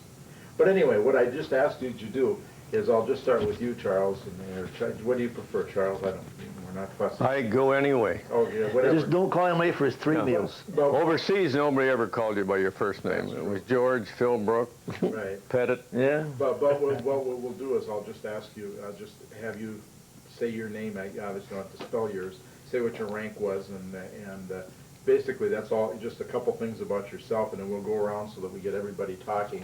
We can make sure we got the sound level set right, and then we can just I'll ask you a couple of questions, or if a story comes to mind, start the story. Okay. So we'll start with you. Okay, I was in the class of 43J in the Eastern Seaboard. Graduated out of Mariana, and then I was into the training command for about 9-10 months, and then I went overseas and joined up with the 393rd in Reims, I think. It was at the end of 44. What rank were you? I was first lieutenant. What did you when you were in training? What did you fly in? 47. I had about 600 or 700 hours before I went overseas, which was a lifesaver, so to speak. Most of the guys that we shipped out had about 20 hours, I think, before they went overseas. So they really didn't have the time that they needed to perform good. So I was lucky. You must have felt a lot more comfortable over there. I did, yes. And the P-47 was heavy, and it wasn't. You had to have a few hours in it to really feel comfortable in it, I think. That's my opinion. I don't know. What about you, Don? Where did we find you, and what rank were you to? I went through. But say your name. I'm Don Packham. I went through the cadet training program and graduated from the P-38s at Willie Field, and then we had. I graduated in January, and we went overseas in July. I went right from training over. We trained for a month in England, and then I joined the 393rd, the 367th Fighter Group, 393rd Squadron, about A2 on the Normandy Peninsula, and started my first flight was in August, about the middle of August of 44. And I flew, started out, of course, as second lieutenant, then I was promoted to first, and I got my captaincy just before the war was over. But I followed, I was with them all the way till, from the middle of August till 8 days before the war was over. I bailed out of my P-47 in Germany and was a prisoner for 3 days. So I came back as a POW. for 3 days. But worked out pretty good. I got some good R&R over down at Santa Monica and in a big hotel there on the beach. So it was very nice. I wasn't injured too much. I had a few flak wounds and was kind of scraped above my knee up. Other than that, it was pretty good. Could have been a lot worse. We could have strafed you. Yeah, I'll say that I bailed out right in the middle of an airfield. All these guys on my flight were up there circling around trying to decide whether to come down, help me out, or let me alone.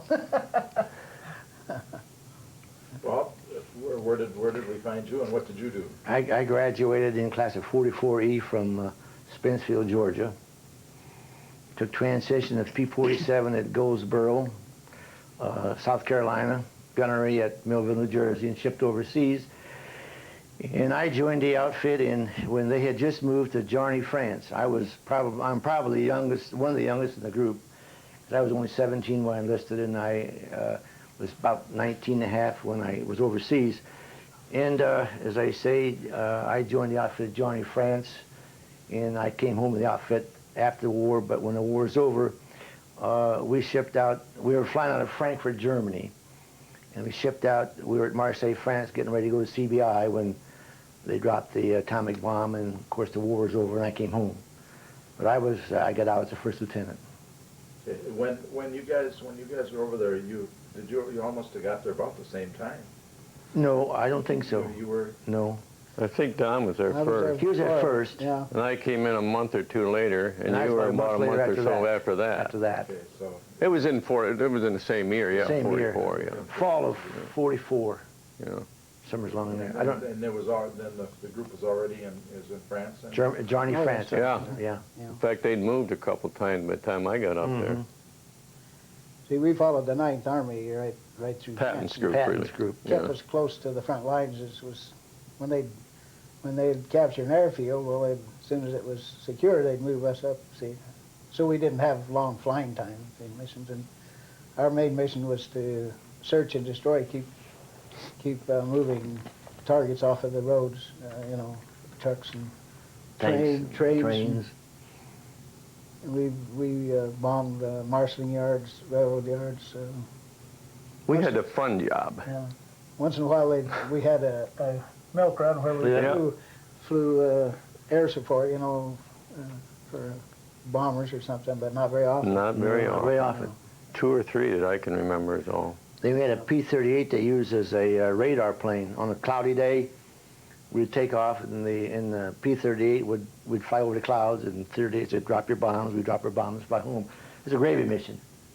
We didn't get too many of those, though. I don't think I ever went on one. I won a couple. So what did you think of when you were over there? Obviously, some people had been there before you. Lots. And you had a lot of time. Well, what was it like getting over there?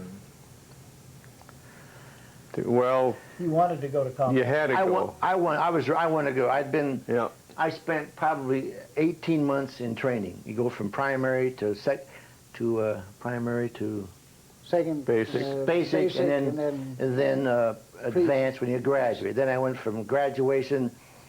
We went from there to Tifton, Georgia, and flew P-40s.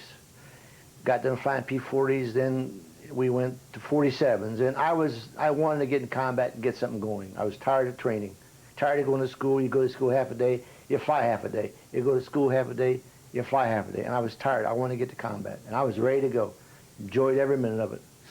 Really did. We had a lot of fun. How many missions did you fly? I had 19 confirmed. Yeah, 19 confirmed. As I say, I was late getting there because I was young. Right, yeah. Yes, you were. I was only 21 when I got out. Yeah. Of course, we flew more than a mission a day. I mean, you know. You some days, and some days Yeah. you only get 5 or 6 a month or something, Yeah. depending on Depending on weather. and so forth. Sometimes you didn't count. If you didn't see nothing, it didn't count as a mission. But I flew 70 missions. 70 missions was supposed to be a tour. So I was ready to come home when I took this last flight. One more made a time, right? One more time. That is the end of the story, isn't it? Yeah. Yes. Yes. Or at least it had a happy ending. Yeah. Yeah, we were surprised when he come back. You didn't ever expect to see him again? Well, we saw him down there. We'd made the pass on the airfield, and he didn't get. How high did you get off the field? Not just about far enough for your chute to open, didn't you? Well, I don't remember. They told me I was hit. I don't know whether it was for the 20 millimeter or whatever Yeah. they had shooting, but who was it? Lowell said that he saw the tracers and he ducked down behind the hangars. Yeah, I was right on his tail. Somebody else told me the same thing. But I was following Major Moody, flying his wing, and I didn't see any trace at all till I got hit. And it kind of stunned me, but I just pulled up till I thought I was high enough to get out. And they said I just did a loop and bailed out. Bailed out, and down she went. Flips right or side. Just dropped down the plane and landed right in the middle of the airfield. And I got up, was going to run, but I frayed my left knee when I hit, and I couldn't move, so I took my .45 out and laid it in the grass. And people were coming from Germans from every direction, so I couldn't go anywhere anyway. You were lucky though. They treated you. Yeah, well, they knew treated the you war good. was over, and so, Yeah. So it was all just a happy experience for you, if it really. Yeah. Well, it wasn't very happy till the Army comes through. It was happy for us. I don't know about Don. I was in the hospital over there for 3 days, German hospital. I think we all enjoyed overseas, didn't you, Charlie? Pardon? Didn't you enjoy overseas? Oh, darn right. You had to fight to get there, yeah, you know. Yeah. I was in training command, and they didn't want to let you go once they had a guy that could train somebody, you know. So you just about had to tell them you either or else, you know. We had a good group. We had a lot of camaraderie. We had a lot of fun. A lot of fun. Yeah, we really did. You could do anything you wanted, strafe anything you wanted, you know. Get done flying, you're on your own. What did you do for fun over there? Strafe. Everybody had an automobile. We all had an automobile. We commandeered some cars over there, and we went all over after the war was over. After war.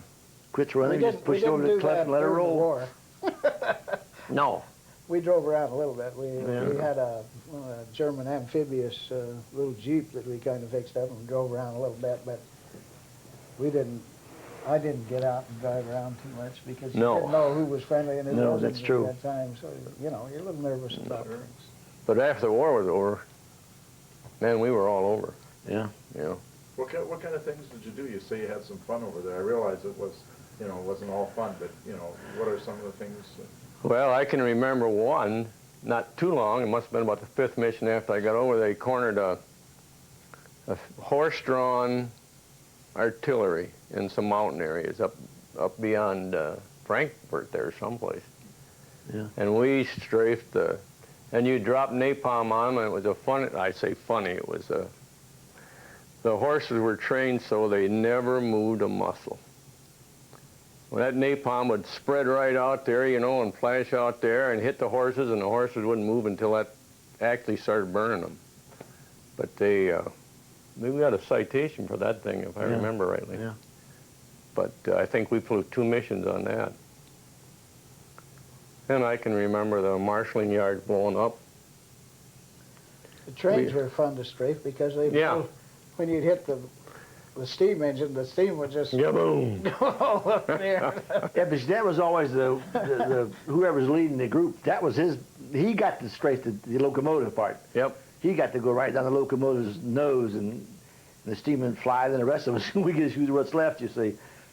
But as we got closer into Germany, you couldn't go down anywhere, it seemed like, where there was a target without getting shot at. That's so right. that kind of took the fun out of that. You mean they were shooting back? Certainly were. You betcha. I don't know if any of the guys told you about the first time we seen a jet. The colonel was asking me about that. Oh, you along that, Charlie? Yeah. We were coming back from a mission. I don't remember where it was anymore, but if you remember, the ME-109s and the Messerschmitts always had a round yellow, like a corkscrew pin on the spinners. Well, you see that the thing is going like this. We were coming back, and somebody says, "Bogey, 3 o'clock." We look over, and we see the spinner, but it wasn't going around. We couldn't figure out what it was, and it pulled up. You might say alongside of us, probably a couple hundred yards, Charlie, maybe. Mm-hmm. And then it turned right, went right ahead of us, out of sight. Never seen it again. We had no idea what it was. Disappeared. Just disappeared. About a couple days later, we were going back on another mission, and we happened to see one of them pulling out of an underground embankment, and it was the same type, and then we knew what it was. It was a jet job. That's the second time we saw them. But when they seen us, they put it back under the ground so we couldn't get it. First time we seen an enemy jet. That didn't fly very long. It didn't fly very long. What was it, 10 minutes or something like that? 10 minutes, something like that. Tops. Something like that was 10 minutes flight time. It would have to go back down and get on the ground. Of course, in 10 minutes, it would go pretty far. Couldn't do a lot of fighting, though. Couldn't do a lot of fighting, but it sure could go fast. Well, what was fast? How fast was it? We cruised, what, 380? Yeah, but... Down with 380, something like that? I don't remember, but... I think it cruised at 380. 47 cruised at 380. They'd come up alongside, and gone. Gone. Gone right outside, right in front of us. So it was going 100 miles an hour faster. Oh, more than that. Yeah, probably they twice must what have we been were. going Oh, yeah. 6 or 7, I would say, at that time. At least. Right on, Well, right it wasn't going, Patterson, the speed of sound, I don't suppose. No, I wasn't going to No. speed of sound, but it was moving. Yeah. It'd come To right, us, it was moving. well, right out of sight, right in front of us. Right out of sight. We were going 380, so probably 500-600 miles an hour. Got your attention. Sure enough, did. You betcha. You Hadn't betcha. seen anything like that. It wasn't very big either, very No, long. a little plane, little airplane. When we first went over, we lived in tents, you know, most of the time, till about Journey. St. Dizier, I think. Where was it? Is that And St. we- Diz where the tents were? The big tents? all the Squad tents. tents? We lived in tents for several months till we got... At Journey we didn't. We had a Nice big old chateau. chateau. Yeah. Colder than hell, but it was big. Little fireplace in each room. Mm-hmm. Well, it wasn't too bad a living then, was it? Wasn't bad. Well, we weren't there all that long either. No. I can remember. We went from there up to Frankfurt. But it was cold. That was early in the spring. That was cold. Oh, that one big building was in that big brick building, is that what you're talking about? There's that, we were there during the wintertime, and we'd get out and chop down trees and everything Yeah. else and burn Yeah. them. Burning There was no fireplace. windows left in the rooms. We had to cover up the windows with something, you know, they were all busted out. How often did you fly? Every day. Sometimes Well, twice, 3 times a day. Sometimes depending twice. What was going? Well, I was there, let's see, from August till April, and only had 70 missions, so, you know, you didn't get, some months I had 10, some 5 or 6, and then we'd take R&Rs. I went back to England once, and down to on the Mediterranean, once to Cannes, and once into Paris, so, you know, after so many missions, you got to leave. So you didn't fly all the time. Did you get to fly as much as you wanted to? Yeah, I think so. I did think so. anyway. Yeah. Because I said, you know, you said you worked real hard to get over there, so Yeah. once you got there, I would have thought you wanted to fly. Well, I think normally you fly like one dawn patrol today, then the next day you'd fly in the afternoon. Yeah. Or maybe not at all. It Depends on the weather. depend. We got short on pilots. Got there short for on a while. planes for one thing. We got short on planes, spare parts and stuff like that. Oh, Well, if the weather closed in too, you didn't. Yeah, weather didn't closed go. in, you couldn't get anywhere. the 2 weeks when the Battle of the Bulge started, you know, when the weather was so bad, there was about 2 weeks that we couldn't get off the ground there. Yeah. And we flew, I think I flew my first mission on Christmas Day of 44, you know. It was the first time we could get in to do anything in that Battle of the Bulge. But as soon as the airplanes could get in there, well, we, you know, we took care of the tanks But and already been stuff. going for a while, huh? Yeah, been going 2 weeks. Yeah. Yeah, so that was quite a while. My mind just went. When you were over there, and I guess I know you did things besides fly airplanes. You know, I mean, you know, you said you went on a couple of tours and things, but you know, I mean, was there any other recreation things that you... Volleyball. Played cards? Volleyball. Volleyball. We went fishing. We never went fishing. Didn't you go fishing? We went fishing after the war had ended. Oh. And we also went out deer hunting. Got a little deer about that high. That was as big as they were over there. They were just dogs. Like a shepherd dog. Yeah. We had a CO that was a nut for exercise. Yeah. And it's volleyball. Volleyball. If you're not flying, you play volleyball. And that's what we did. Although we commandeered cars, we'd take it right up the Autobahn, maybe 200-300 miles. Go to the gas dump, fill her up 100 octane gas, and take off. See the sights and come back. But during the war, while we were going through France, most of the time you either played cards or read. Yeah, read. Or did something like that. I mean, there wasn't much travel around. Once in a while you'd go into town. Yeah, you couldn't really go out on the economy very much. Nope. No. Nope. It's funny.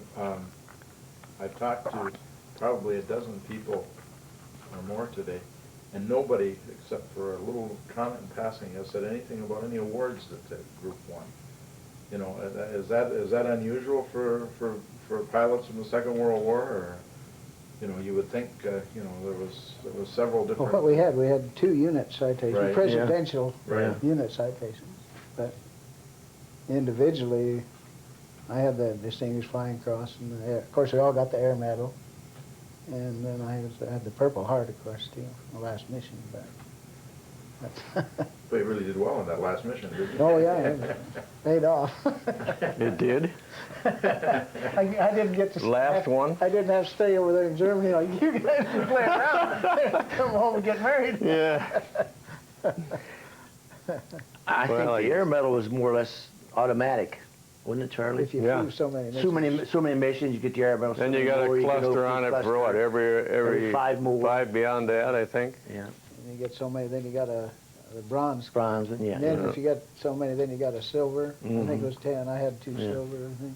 Yeah, 3. How were any of you there when they got the either one of the presidential unit citations? Were you guys flying with? I was on one. Yeah, the one was the one where our field artillery was, I think we got one for that, and one for when the marshalling yard blew up, wasn't it? Yeah. When you got the one for the field artillery, what was the story that went with that? What was the story? Well, they said there was field artillery up there, and they sent the unit out to get them. We all had napalms and regular bombs on, and they wiped them out. So we got a citation for that. And also, the other one, we were just strafing the town, wasn't it? And the marshalling yards blew up. Remember that? Yeah. It was where those. What was the jobby that they flew over England? The putt-putt job. They figured that was stored there.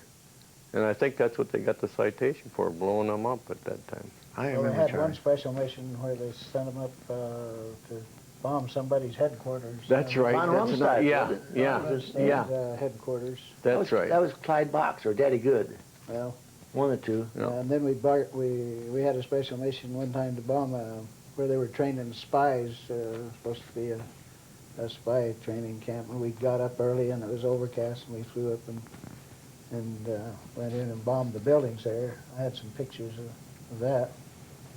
Result of that mission. But that's what I thought they got the unit citation for. But then, when I got to reading the story, I don't think it was. I think it was a different mission because I don't remember anymore. the Been too long ago. I think one of the I think Moody or some of the big shots went on that one. You know, they all wanted to go on that one. It's either Bobby Green or Daddy Good, one of the two of those guys that went on Rumstead's castle. Well, Bob Box, I flew his wing. Wasn't Clyde Box. Wasn't Clyde Box. I don't think. What month was that? You remember? I don't remember, Charlie.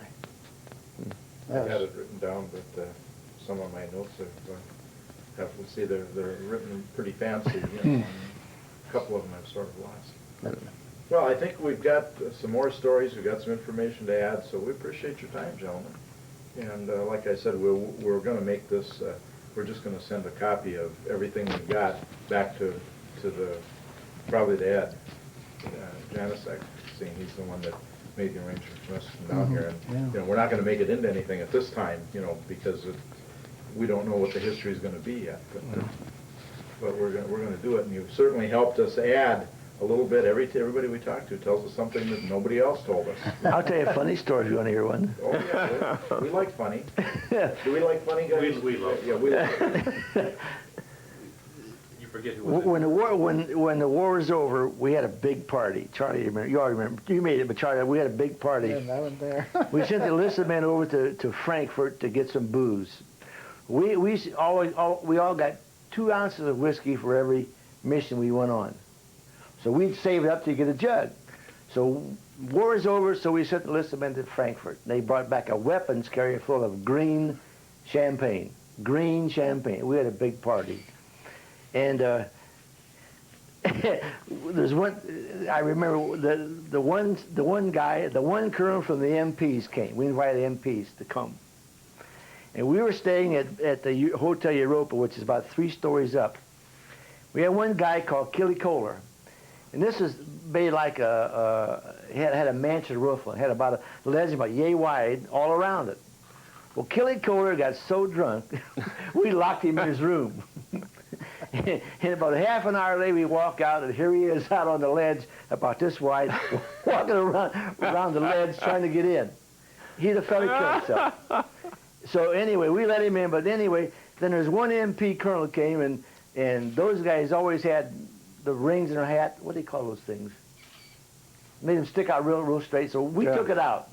Made him hot rod pilot.